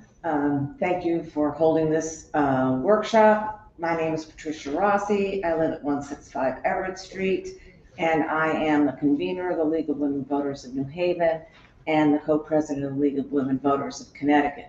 And in that capacity, I was involved in redistricting in 2020. We were trying to get it changed at the state level. And I have some understanding, because after this happened, of what happens at various steps. And I agree that it's complicated, but I talked to several registrars who did work, excuse me, who did participate in the 2021 redistricting. And I talked to people in the Secretary of State's office and to try and understand what exactly happened. And I don't pretend to understand it completely, but I do know that the numbers that we are talking about in New Haven are very unusual. There were little mistakes in other municipalities, but there were not 774. And so it does suggest to me that the process needs to be reviewed and made sure that it doesn't ever happen again, for the reasons you've all stated. But our interest at the League of Women Voters is for people to have confidence in our elections. We don't like answering questions about that, because it just keeps on reifying conspiracy theories that are out there that keep people from voting. And that's the last thing we want. We want everybody to vote. So I do understand that when in 2020, the registrars got two things. They got a map, which was the legal document. And if there's any discrepancies, the map is the thing. You go back to the map. They also got lists of addresses, but those were not the legal standards. Those were sort of more helpful suggestions. And my understanding is that once the lists were put together as who was in each voting district, one could go back to the map to check that the list of names was the same as the lines on the map. And I am not certain of this, but I was told by a registrar who participated in 2021 that you could ask the Yukon Center to review for you. So I'm a little bit concerned about, I think it's worthwhile to go back and do that, even if I do know that we're gonna have a new system for 2030. But still, it's worth it for all of our peace of mind to know how this happens. And I think it would be a great learning experience for the people in the registrar's office, because while I'm sorry, I didn't catch the man's name who was sitting here, while it is hard, I think it's very hard to go out block to block with the maps and the list. It's the registrar's job, and it's gotta be done accurately. And if they need help, they should ask for help, it seems to us. And also, because something happened in 2023, where 28 voters on Crown Street were in the wrong district, it seems that would have been a great time to compare, if you wanted to, the 2010 map to the 2020 map. In other words, whatever process they're gonna go through to fix it now, I'm not understanding why it didn't happen then. And I just think that it's very important that this be done, that we do have an assessment of what happened. And I think even if this is going to be done by computer in 2030, we will learn things that will help the registrars do a better job in 2030. And then I have just a couple of things that I wanted to say about a totally other subject, which is, oh no, this isn't totally other. When the gentleman who's sitting here said that letters were going to go out to people that said, you may have been affected by a redistricting. I mean, I've worked the polls. I bet you some of you have worked the polls. We do voter education. It's our bread and butter. That is just going to be confusing. Like, you may have been affected by. I just want someone to go over that to make sure that the wording is clear. Because you get a letter in, separate from the election time, that's going to go in the trash. It just is. That would be my feeling about that. And the other thing that is off topic is, could we reconsider the early voting polling place? I was at the top of the stairs here when we had our first early voting. People were terribly confused, freaked out by the stairs. I didn't even know initially that there was an elevator down the hall, so I wasn't directing people there. But this is not an easy place to get to, and I think it's a bad location for early voting. I think 200 Orange Street is better. I don't think it's great, but it's better. And then back to the other questions. I submitted these to you this morning. I'm sorry if they didn't get to you, but I think I covered that. And I do think that there's specific training around redistricting. And so one could ask to redo that if one wanted to, or one could ask that new employees in the office could be retrained. So I don't want to sound terribly negative, but these sorts of things really hurt our ability to get people out to vote. It really does. We've all heard it doesn't matter. It's all screwed up, and we really just can't have it. And that's not a question. I think that's what this is. Thank you. Okay. You said you submitted those questions through a public testimony, and were they all addressed? No, some of them are super specific. Okay, we can make sure that the registrar's office receives those questions. Misty, if we could, send them to the registrar's office, and through us, we can get those answers. Okay, thank you. Thank you for your testimony. Oh, sure. Alder Marks, sorry. If there are any questions from committee members, Alder Marks. If I may, you're obviously very knowledgeable. I'd like a little bit of a primer. I know we have some other people. Perhaps Mr. Good is going to be coming up to testify. He knows a lot. I can ask it of him, but can I try the question? Sure. That's okay. I feel like we got very quickly to granular here and sort of the big picture. I feel like one of the most important things for people to feel comfortable voting is just to understand. Just as a primary thing, we vote for 3 different levels of government. Mm-hmm. We vote in municipal, we vote in state, we vote in federal. I'm not sure that's even really clear to everybody, right? So starting with that, we keep talking about redistricting. Mm-hmm. I'm assuming if you could just explain a little bit about, so we can get it out and discussed, a little bit about, we redistricted, this was for the state, mm-hmm. That also redistricted the your where you voted Right. for your federal, is that Right. correct? Right? But your municipal can be a separate district. And I know that in my ward, we have people who vote in different places in different years. Yes. They which vote is in one place for the state house not and great. one place, you're already on the page between, other places when they're voting municipal and other when they do state and federal. Very confusing, problematic. Are you able to speak just for a minute or two on just redistricting in general and how it works and how this is set? Is that okay, Madam Chair? Or should I- No, that's appropriate. Yeah, if you have a summary, yes. The part that's germane to what we're talking tonight, I think, I mean, I can actually talk about redistricting at the state level for several days, but the I will call for that, but if. okay, but I think the part that's germane to what we're talking about this evening is that it gets done at the state level. The map that I talked about comes down to the registrars of voters, and it is the job of the registrars of voters to translate those things with a map and a list of addresses. And the map is the legal thing. And if they have problems with that, they can go back to the Secretary of State's office for additional training. I don't know how much help is available, but in a city the size of New Haven that has IT people, that has, I do believe it's GIS people, that, those people should probably be involved if it's difficult. And I know it is a very difficult process to translate.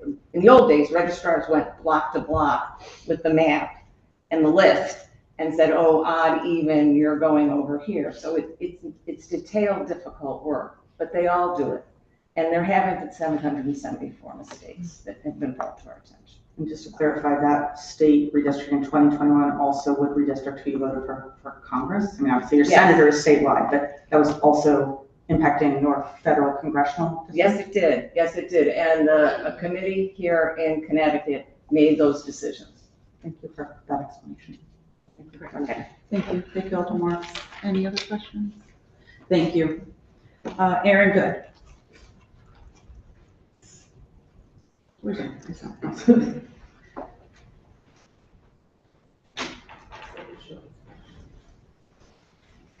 Good evening. You know the routine. Which mic am I using here? The one that works. Okay. Aaron Good, 702 Quinnipiac Avenue. Some of you know me, I'm a frequent flyer in this committee, but tonight I'm speaking on behalf of the New Haven Votes Coalition. I'm also a member of the League of Women Voters. You just heard from my colleague Tisha Rossi, and you'll hear from some other League of Women Voters folks as well. I covered some of this ground with our city town clerk already. I do want to reiterate yesterday, July 1st, the new Connecticut election laws went into effect, including, as you heard, no excuse absentee ballots. There's going to need to be a robust educational campaign to remind our voters that although you no longer need to check an excuse box to get an absentee ballot, you still do need to fill out the application and swear that you are who you say you are and sign the application unless you're on that permanent absentee list. So everyone on all sides of this table, I think, are going to need to be part of that educational effort, and I look forward to working with you on that. There are also some minor changes you may know to early voting. Voters will now be putting their ballot directly into the tabulator themselves. It's a different process before, so it'll look more like election day rather than absentee ballots. It's a minor thing, but we don't want anybody to get scared or confused or say, what the heck is going on? About voters placed in the wrong districts, I guess I just want to start by saying, it's somewhat apparent no election outcomes were directly changed here. The Democratic primary in the 94th district in 2024 is the closest example I think that we have of a result being contestable or invalid, and it clearly comes up short of that. But it's not acceptable to say, well, probably no election outcomes were affected by this problem, so it's really no big deal. Let's just look forward, not backward. We may have people who wanted to run in one district and found out they were actually in another district. You almost certainly have people who have been serving on ward committees in the wrong district. You almost certainly have people who have been illegally serving on nominating committees for state rep and state senate. Okay, are those nominating committees or their decisions now invalidated? You also certainly have people who have qualified for public financing grants illegally under questionable or potentially invalid circumstances. So there's a whole series, roster of downstream effects here that I don't even think that we've begun to discuss. And of course, you have people's trust and confidence in elections being undermined. So it's not, it's false. It's totally, I think, inadequate to say nothing to see here, no harm, no foul. Let's just move on. There are all kinds of impacts here that go beyond specific election outcomes being directly affected, and that's why we need to fix this situation. But we also need to go back. We need to look back, diagnose what happened, because diagnosis happens before prognosis and prescription. Okay, and that's how we're going to restore people's confidence in voting here. It is not unusual for errors of this nature to occur. As someone who monitors these things closely since 2018, I've seen it happen in Derby, Hamden, Stratford. You have people placed in the wrong districts after a redistricting process. And not long ago, it occurred in New Haven in 2023, which I'll come back to. It happens a lot less than it used to because we have things now like GIS software and digital mapping technologies, but it still happens. Usually it's 1 or 2 dozen addresses on one side of one street. Okay, it's modest, it's geographically limited in scope. For the incidents I just referenced, I think it was 25 addresses in Hamden, it was 36 in Derby. It's not 500 or 700 or 1,000 voters all across the city. That magnitude of error is very unusual. It's kind of shocking. I asked AI if it could find a redistricting or district coding error in Connecticut or anywhere else that was larger in scale, and Jim and I could not come up with anything, and nor could I. When something similar happened in Stratford in 2018, and you heard a little bit about this from Attorney Doss, it was a situation where 76 voters, right, were given incorrect ballots and voted in the wrong state rep district in what turned out to be a very, very close race decided by 13 votes, which led to months and months of litigation. I think Attorney Doss was involved in some of that, speak to all the appellate issues, but tens of thousands of dollars legal cost. It was like almost a full-blown constitutional crisis. They had to figure out whether the court or the legislature had the legal authority to decide whether to seat this candidate, Phil Young, who was the apparent winner of this statistically invalid election. So, I wrote an op-ed saying they should just flip a coin, but it was a huge mess. It resulted in the people of the 120th Assembly District not having any state rep for something like 6 months. And the point here is that these mishaps can have very serious consequences, even though, yeah, they're inadvertent, okay, but they still have very serious consequences. And they can have serious consequences even when there are fewer than 100 voters involved, which is nothing compared to the magnitude that we're talking about here.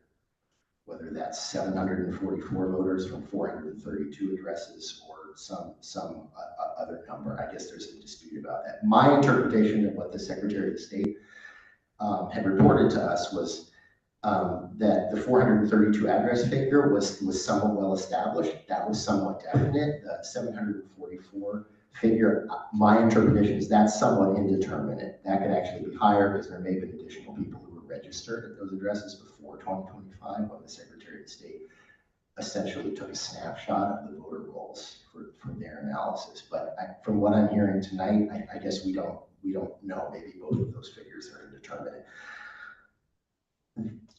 In other words, there are a lot of things that we still need to get to the bottom of here. I think we've established that tonight. And I think we may want to think about engaging an outside consultant to help us figure this out, as we did in 2019 when we brought in a consultant in New Haven to review shortcomings in the administration of the 2018 election. I don't think the recommendations that consultant ended up making were particularly groundbreaking or different from what I would have suggested for free, but the New Haven Votes Coalition supported having someone from the outside come in and give an independent assessment of what didn't go well and what needed improvement. And perhaps that's something that could be done as a pro bono project by the UConn Center for Voter Technology or the Yale Statistics Department or the SCSU geography department. Maybe that's worth investigating. I think bringing in lawyers, lawyers are great. I like lawyers, but I would be more comfortable, honestly, with having some statisticians or political scientists do that outside analysis. I want to talk about 2023, what happened, warning signs. Okay, that's what I think tells us a lot about procedural failure here. In 2023, shortly after the redistricting in 2021, it was discovered by then Ward 7 Alder Eli Saban, 28 voters on Crown Street had been incorrectly placed onto voter rolls and instructed to vote in Ward 6 rather than in their true district of Ward 7. Fortunately, this was a relatively small error and it was caught relatively quickly. What I guess I don't understand is that the New Haven Independent reporter at the time, the registrar's office issued a statement about this error. And that statement said, quote, "We will be conducting a previously planned review of our voter registration rolls to ensure that every voter is assigned to the correct municipal and legislative districts in advance of the upcoming 2024 elections." A few months after that, this committee, CSEP committee, held a workshop and public hearing very similar to this one. It was held February 1st, 2024. I was there, I testified. I went back and looked at my comments, most of which were about the implementation of early voting, but I also specifically referenced the issue of improperly updated poll books and the 28 voters on Crown Street and how we need to be better about recognizing the warning signs and fixing the little problems before they morph into big problems. And I don't know what else to say about that, except I wish that had been the end of the story and we were having this discussion today. Going forward, I'm a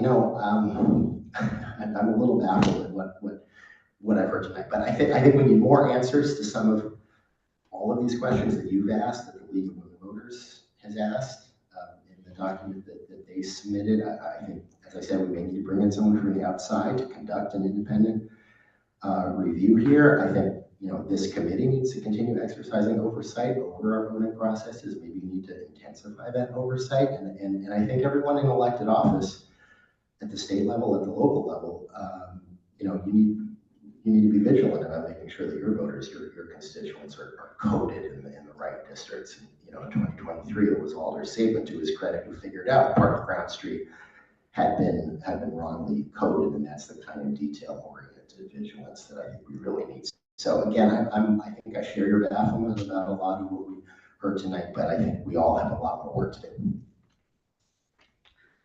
Thank you for your testimony. Any questions from committee members? I appreciate your suggestions. I appreciate even what you do, because you keep us accountable. Looks like Alder Miller, has a question. Thank you for your testimony. This is working. I wondered if you could take a stab at the biggest question that we didn't get an answer to as to how this could have happened, since you have a good understanding of how the system works and might have not worked in this case. I'm reluctant to speculate. I think. Without speculating, just could you give us a scenario? Like, what is something that could have happened to cause this to happen? Because we heard like IT. We're not getting any real concrete examples of potential explanations. Again, I would go back to, what my colleague Patricia Rossi said is you always want to go back to the original map that was produced by the General Assembly and the redistricting committee that was approved in 2021. Everything has to be ultimately cross-referenced again, that map. And again, warning signs. Yeah, these kinds of errors do happen, and they're usually on the scale of what happened here in 2023 when 28 voters were coded incorrectly. And that was the moment to fix this problem so that it didn't spiral out of control.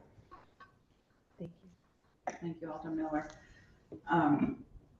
Considering this happened in 2023, and yes, as you mentioned, it was only 28 voters, but it's still 28 voters. This time it was over 700. So we should have learned a lesson from there. And as you mentioned, I think most of us brought up the superimposing of an old map with a new districting map. So we feel the pain. Thank you for your testimony. Oh, wait, Alder Smith. Thank you, Madam Chair. Just wanted to know, because you mentioned it, Mr. Good, in your testimony, that in 2023, the statement from the registrar's office was to implement a thorough review. Perhaps if this is the right moment, would love to request what the findings of that review was and what was actually implemented post 2023. Thank you, Mr. Chairman. Thank you, Madam Chair. Thank you, Ms. Smith, and we'll address that. Thank you again. Thank you. Next on the list is Ally Heimer.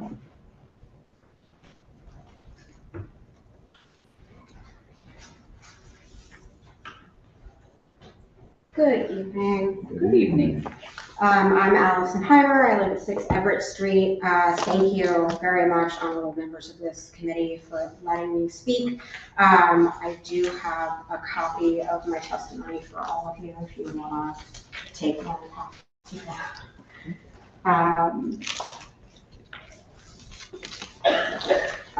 So voting is the foundation of our democratic government. Every eligible voter deserves confidence that their registration is accurate, that their district assignment is correct, and that their vote will be counted and attended. I'm not going to read the statement verbatim because you have it here. But what I saw this evening was a pattern of behavior that seems to speak to a lack of oversight and some staffing issues and some training issues for an elected position that I think is potentially rectifiable, but really what we need to do is strengthen the public confidence in this office and make sure that the people that are elected to this office are given the tools and resources that they need to actually be able to complete the tasks assigned.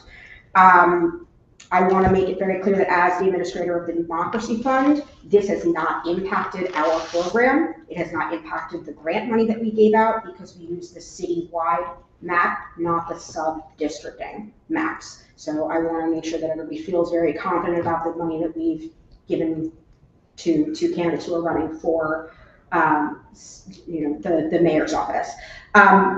Previously, we have talked about potentially expanding that program. And if we were going to do that at the aldermanic level or the Board of Ed level, that would require us to dig deeper into this data and make sure that we were using the maps that were appropriate in order to match funding for the residents in those districts.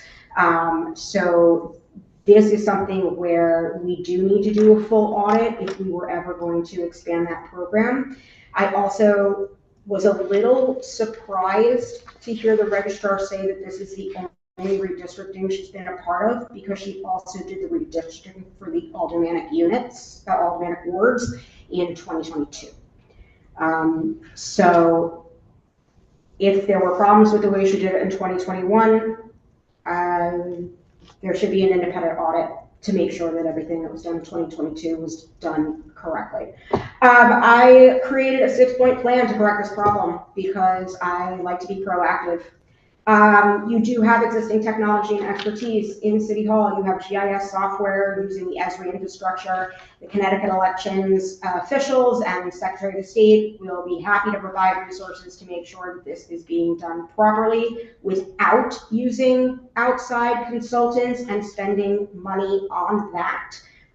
It seems like when we did that previously, they became people to blame that we can't even come up with a name of who they were. Before investing in that outside software, just make sure we're fully using the tools that are available to us freely. In my role as New Haven Democracy Fund Administrator, I regularly work with this voter data. She sends me voter lists every other year if you need historical records of your full city, and you could very easily compare the differences using a 3-line code piece of software. That experience shows me that the tools needed to do this are as simple as a map and a Google document, like a Google Excel, spreadsheet. The second is data protection and rebuilding voter confidence.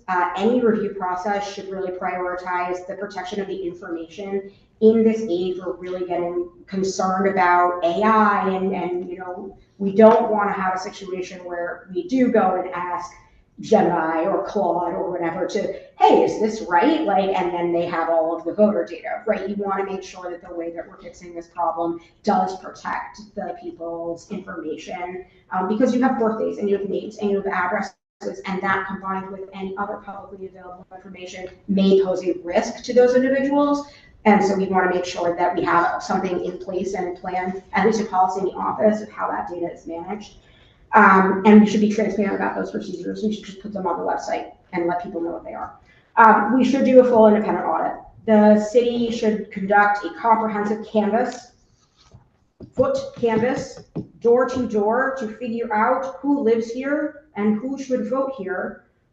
This is something that is supposed to be done routinely. It's a lot of the reason historically why the Democratic and Republican town committees exist.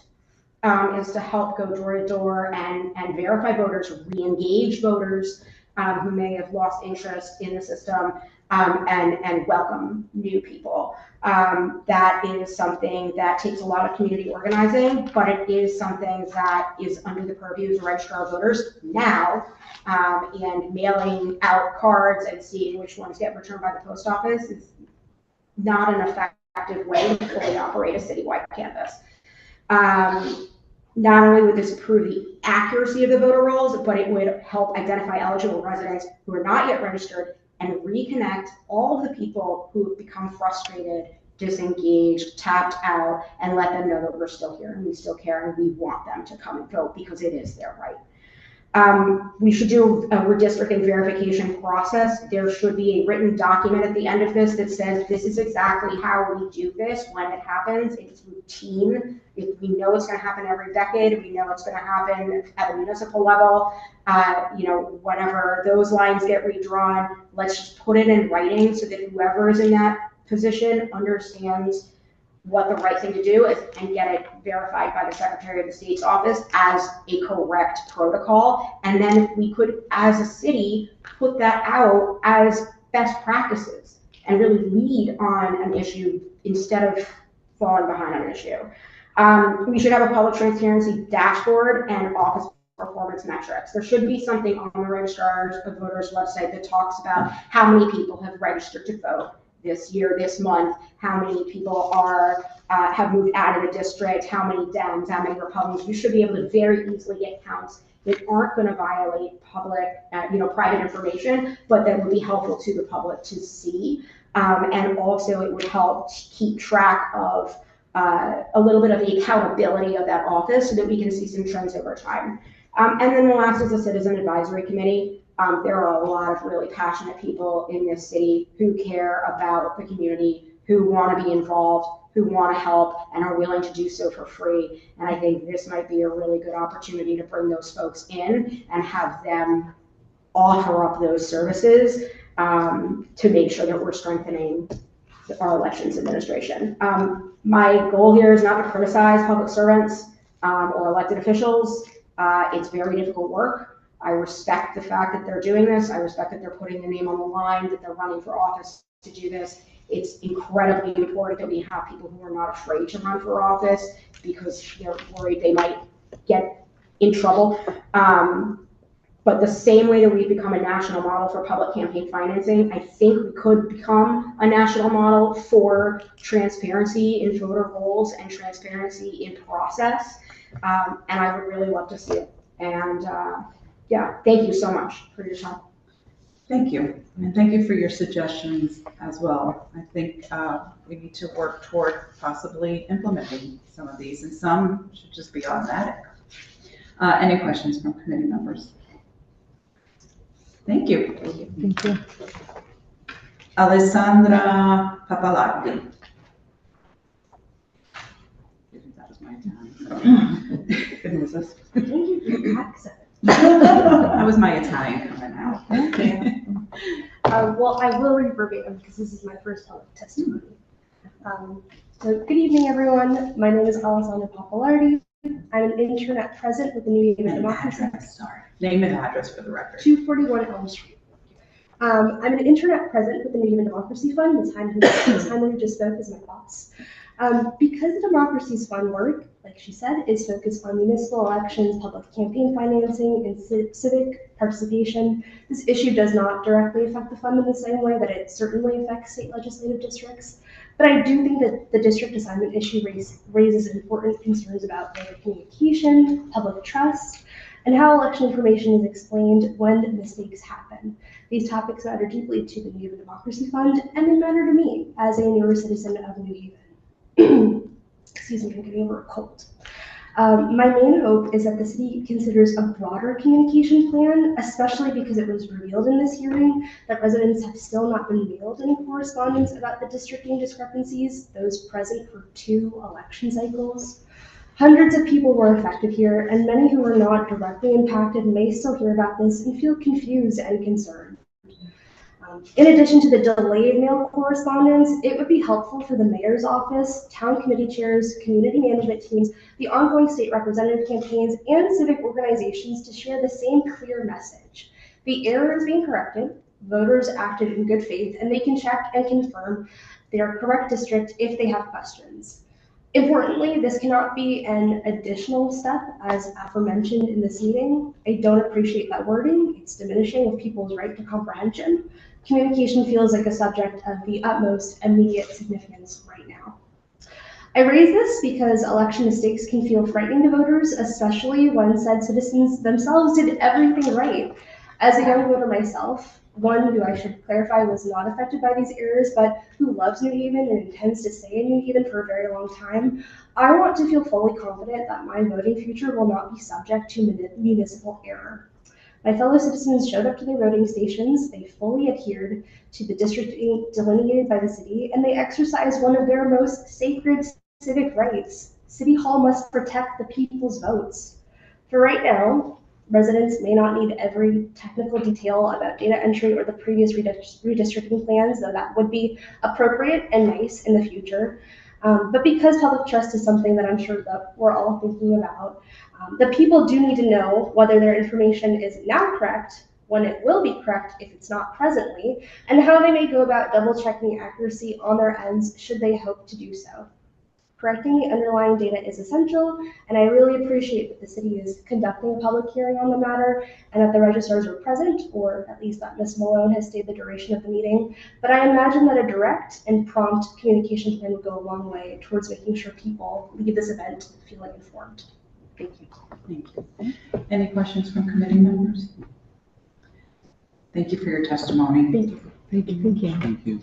That concludes the list that I have, but if there's anyone else from the public that would like to speak on this topic, please come forward. Ms. Christine, good evening. Have a seat. I'm having a seat. Name and address for the record, and then go right into your testimony. Christine Watla, Josie Home University Place, New Haven.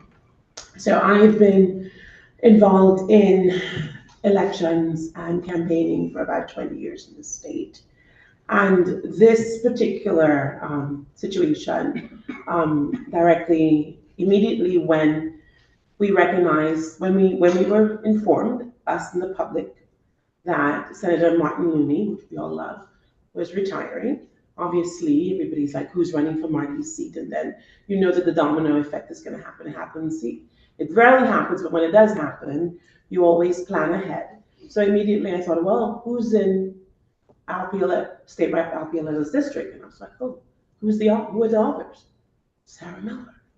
And I go, okay, boom. So again, I'm used to campaigns. I have access to van, we all do, well, some of us do. I go in and I go, boom. So now I immediately get on the state website, pull the map, and I go, wait a minute, Sarah's not in the district. So I call State Representative Roland Lamar. I said, Roland, could you check for me? So in like 10 minutes, I figured out that Sarah Miller was not in Alpiola district. She's actually in State Rep 1, kind of like the 97 versus. So I'm baffled, completely baffled. If I could figure this out in 5 minutes, why can't our register of voters figure this out? I'm sitting here listening to this testimony about technology, and everybody may have said it, It's a map. Pull the map. You get the map, you get the list of the streets, and you figure it out. She figured it out. I figured it out in 5 minutes. And in listening to Aaron's testimony and being in New Haven for all these years, article after article, this is not the first time, complaint after complaint, listening to the Republican Register of Voters talk about the atmosphere. We all have to be honest, and I would be, this is going to be on record. Something needs to be done. This is not the first incident. This happened time and time again, and we all tiptoe around it because this is an elected position.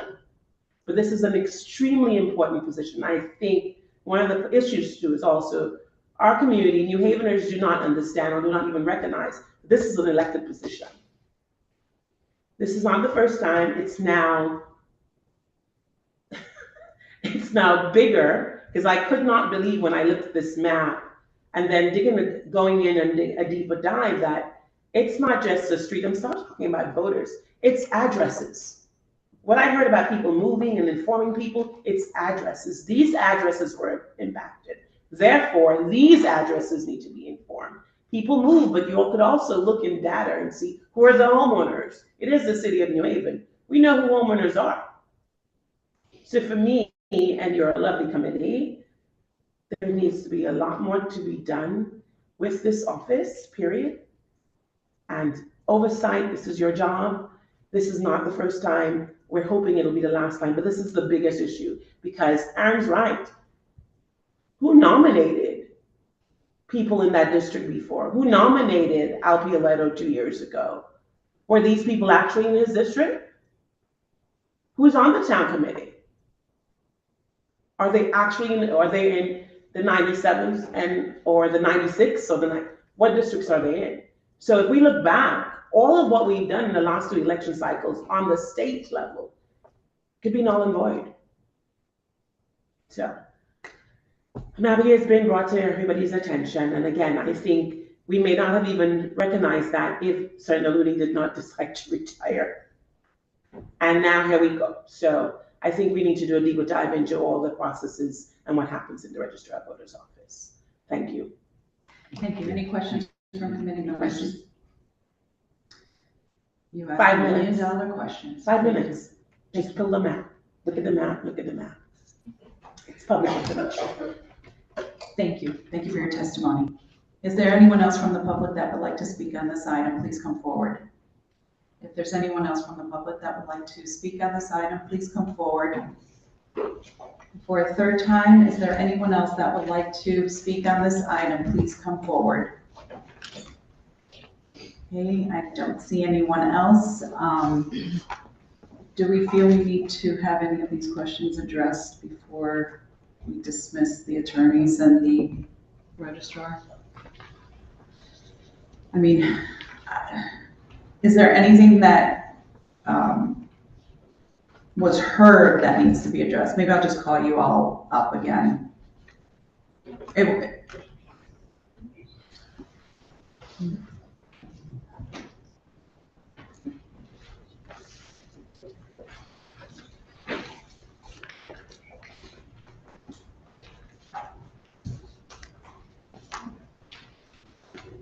I'm just going to ask that you state your name and address for the record again, just because we're... Lisa Mylone, 21 Anthony Drive. Probably the last 185 West Island Street, in Hartford. Rod Williams, 20 Lancelot Drive, North Haven. Thank you, and I don't want to put you on the spot. I just want to make sure, was there anything that can be addressed that the public mentioned? There were suggestions that were put before us that we're happy to share with the registrar's office as well. There was also a list of questions that another testifier came that we will send to the registrar's office. Do we need to send it to you all as well? Yeah, we could just send it. We'll just send it to the panel that was here. I know Ms. Evans, I guess, had to leave this evening. but there were some suggestions made, but is there anything, we heard that the map could have been pulled and someone looked it up in 5 minutes. And I guess that's where the real challenge is for us to understand what went wrong, because this was done, something happened in 2023 with 28 residents. Why didn't we learn anything from that election? Again, all we had to do was pull up old maps and compare it to the new. So I guess that's the part that baffles, I think, some of us on this committee, as well as those that have testified. If there's nothing else to add, that's fine. I can't speak to the map and how easy, like I said, minimal experience. I've done nothing ever with districting, but what I will say is some of the suggestions that came in, I think are fabulous, and I'm open to working with anyone. I've worked with Allison on different things, and she's got a lot of energy and a lot of great ideas, but I have a list of my own plans for the office, hopefully long term. So, I am a very optimistic person, so I do believe that some way, somehow, this is going to work and we are going to get to where we need to be. But yes, I would take any suggestions that are, if you get them and you can forward them, that's fabulous. Yes, they were part of the testimony. We'll make sure that you get them. You'll see it from Ms. Meza. Secretary of the State's office, there was, testimony with ideas, but also this happened before. I don't know if the Secretary of the State's office was made aware of that situation or not, but if they were, why didn't we try to rectify this and double check with the redistricting every time there's redistricting? I guess that's just a $1 million question. Why this even happen again? And it didn't affect just 28 residents, it affected over 700 according to some data that was collected. So if that data was collected, why couldn't we in the city collect this data prior? And the other concern is the mailing. The residents affected, the addresses affected have not been notified. The election is next month. Primaries are next month. Why haven't they been made aware of this, or why wasn't a letter sent sooner? These articles have been since May 17th. Yeah, all I can speak to is that Attorney Williams and I have been advising the Registrar's Office about a plan to address compliance with laws and ensuring that we have a fair election coming forward. I can't speak to anything with respect to historically what's been done in New Haven. It's just, it's outside the scope of my knowledge. So I appreciate that. Again, it's just, I guess, the messaging we need to send on the state level as well as what we need to do on the local level. Any questions? Alder Marks? Thank you, Madam Chair. Just we're speaking about the registrar's offices, and certainly put the registrars in the hot seat. Thank you for putting up with it. But can we just clarify about the resources in the office? I certainly know there's other staff. Are you able to explain for us the staffing that's in the office, how many employees there are, who's part-time, who's full-time? Can you lay that out for us, please? If you're able to. Yeah, so we have 2 registrars, obviously, and we each have 2 employees in the city. We have a deputy, which would be the next in line to the registrar, and a clerk, which now we've done with HR, they're changing the title to assistant registrar. Because the state statute, the way it reads, they should be assistant registrars, not clerks. So we each have 2 people. I currently only have 1. I recently had someone leave. Hopefully we'll be replacing soon enough to educate and plan for the November election. The primary, I will have minimal involvement with. Chanel pretty much takes care of that. There are things that state statute requires registrars, plural, to do for a primary, and I will be involved with what I need to be, because that's about where we're at. But we each have 2 people. Can you explain of those 3 positions, the registrar and your 2 team members, are those full-time or part-time positions? Everyone is full-time. Registrars, basically, I guess, are whatever hours they work. From my understanding, I've been told they only have to do an hour a day, which I'm not somebody that works that way, so I'm here a lot, but we don't have identified hours as elected officials. The office is open Monday through Friday, 9 to 5. I just want to re-clarify that, because that's one of the questions that was getting at. Yeah. So the 2 staff members are city employees who work 9 to 5 is their job description, is that correct? Your So 2 the team city members? pays them, but they're appointed by us. The city doesn't hire them, so they're not technically city employees. So you choose these 2 team members? Yes. To be appointed, and they Yes. are 9 to 5 positions? Monday through Friday, yes. And the registrar is, can you just clarify a little bit what you said about the hours of the registrar? So an elected official, I don't know that there's an identified amount of hours they have to work. I worked in the office before, and depending on the registrar, they may come and go, they may be there, they may not be there. I'm not gonna speak for anyone else's schedule. My schedule currently, I typically come in the office between 6 and 7 in the morning. I stay there till, some days I stay all day straight through, sometimes through to the night, sometimes during the day I will go out on appointments or different things. I do have another full-time job that is flexible hours, so I do both. But typically Monday through Friday, you could find me here between 6 a.m. and 7 a.m. Throughout the day, I'm here the majority on Tuesdays, Thursdays, and Fridays, and then the evenings, I come back if I have work that I have to get done. I'll come back 3, 4 o'clock, 5 o'clock, depending. You were always a smiling face when I walk in. Can you just approximate how many hours a week you work in the registrar's office? Hard to identify exactly, but a lot. Thank you. Thank you, Madam Chair. Too many Thank you, Alder. sometimes. Thank you, Madam Chair. Thank you. Anyone else have questions? Alder Miller? I just, related to Alder Marks's questions, is there any supervision of your work beyond the oversight of the Board of Alders?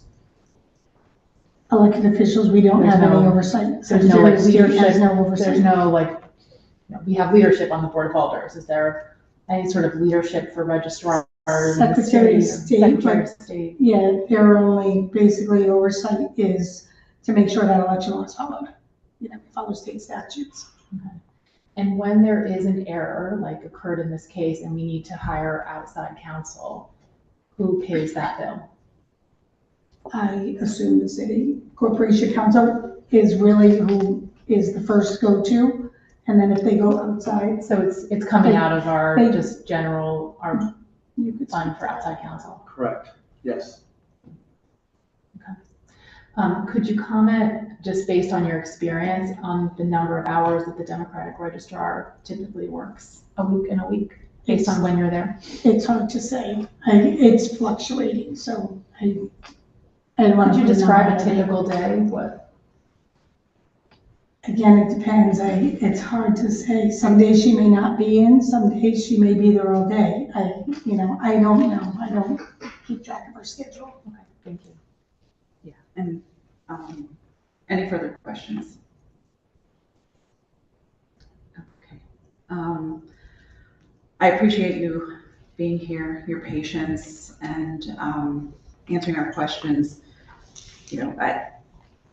We'll probably have you come back at some point down the line just to see once things are updated with this GIS system or whatever system that you were talking about, just to see how it functions and if it's working properly and giving the information needed for addressing our voters. So as long as there's no other questions, we thank you for your time. Thank you. And happy Thank you 4th. for Happy your 4th of July. time. Oh, yes, you too. And I'm just going to say just one last time, if there's anyone from the public that would like to speak, please come forward. If there's anyone from the public that would like to speak, please come forward. Oh, I see Mr. Vesta coming. Hello. Hi, everybody. Good evening. Name and address for the record, please, and then you could go right into your testimony. My name is David Augusta. I live at 431 Orange Street. Try this mic. Try this mic, yeah. You're very soft-spoken, so we want to make sure everyone hears you. I'm Sicilian, you want me to be soft-spoken. My name is David Augusta, I live at 431 Orange Street. A brief observation on what you were just discussing. None of the campaigns caught this error either. I think if this was an error at the municipal level, one of the campaigns would have caught, we've all worked campaigns, one of the campaigns would have caught it. So I think you will find that the error was at the state level. It's just a guess, but that's what that tells me. As for my other testimony, Alder Smith, early in your first term, you asked me for a list of the most significant accessibility problems in your ward. A few weeks later, some of the items general are like you. Well, the testimony is generally on what is on the agenda. Okay. If there's any other testimony, it would have to be addressed via email or, I mean, we're just taking testimony on what is on the agenda for tonight. I could work it in. I could work it in. All right, I got the gavel. All right. You got the handicap parking spaces that serve houses of worship remediated. You got the most hazardous conditions that I found remediated. The commercial district is being remediated. The access route to the polling place is being remediated with some help from all of that. I have one final request. Can you get the parking spaces looked at your polling place before the special election? Mr. Augusta, I didn't know where you're going with that, but I'm happy to, I'm really glad for our partnership. Thank you, Mr. Augusta. It's been a pleasure and an honor to work. Don't move me this evening. I'll look into it. Thank you very much. Thank you, and thank you, sir. Is there anyone else from the public that would like to speak on this item? Anyone from the public would like to speak? If there's anyone from the public that would like to speak, this is your last call. Okay, seeing none, do I hear a motion to close the public portion of this meeting? So move. Second. Motion has been moved and seconded. All in favor of closing the public portion, say aye. Aye. Any nays? Any abstentions? The ayes carry. Do I hear a motion to move item number 1? So move. Second. Item 1 has been moved and seconded. I move to amend item 1 to change the term lease in the title and order to license. Okay, so an amendment has been made to this item to just change, Second. it's a technical one. I heard a second. Any discussion on this amendment? Okay, again, it's just changing the language, lease to license throughout the entire document. All in favor of the amendment, say aye. Aye. Any nays? Abstentions? The ayes carry. We will now go back to the item as amended. Any discussion on the item as amended? Any discussion?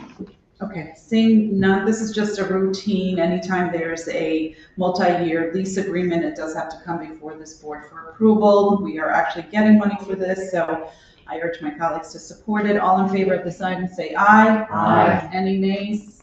Any abstentions? The ayes carry. Item 2, because it was communicated, we do need to vote to read and file. Do I hear a motion to move item number 2? Madam Chair, would there be value in leaving this open so that we can continue and try to get questions to answer some of the questions that were not answered? Yeah, we could. We could keep it open, right? I mean, we are looking for an update as to how this new system will work.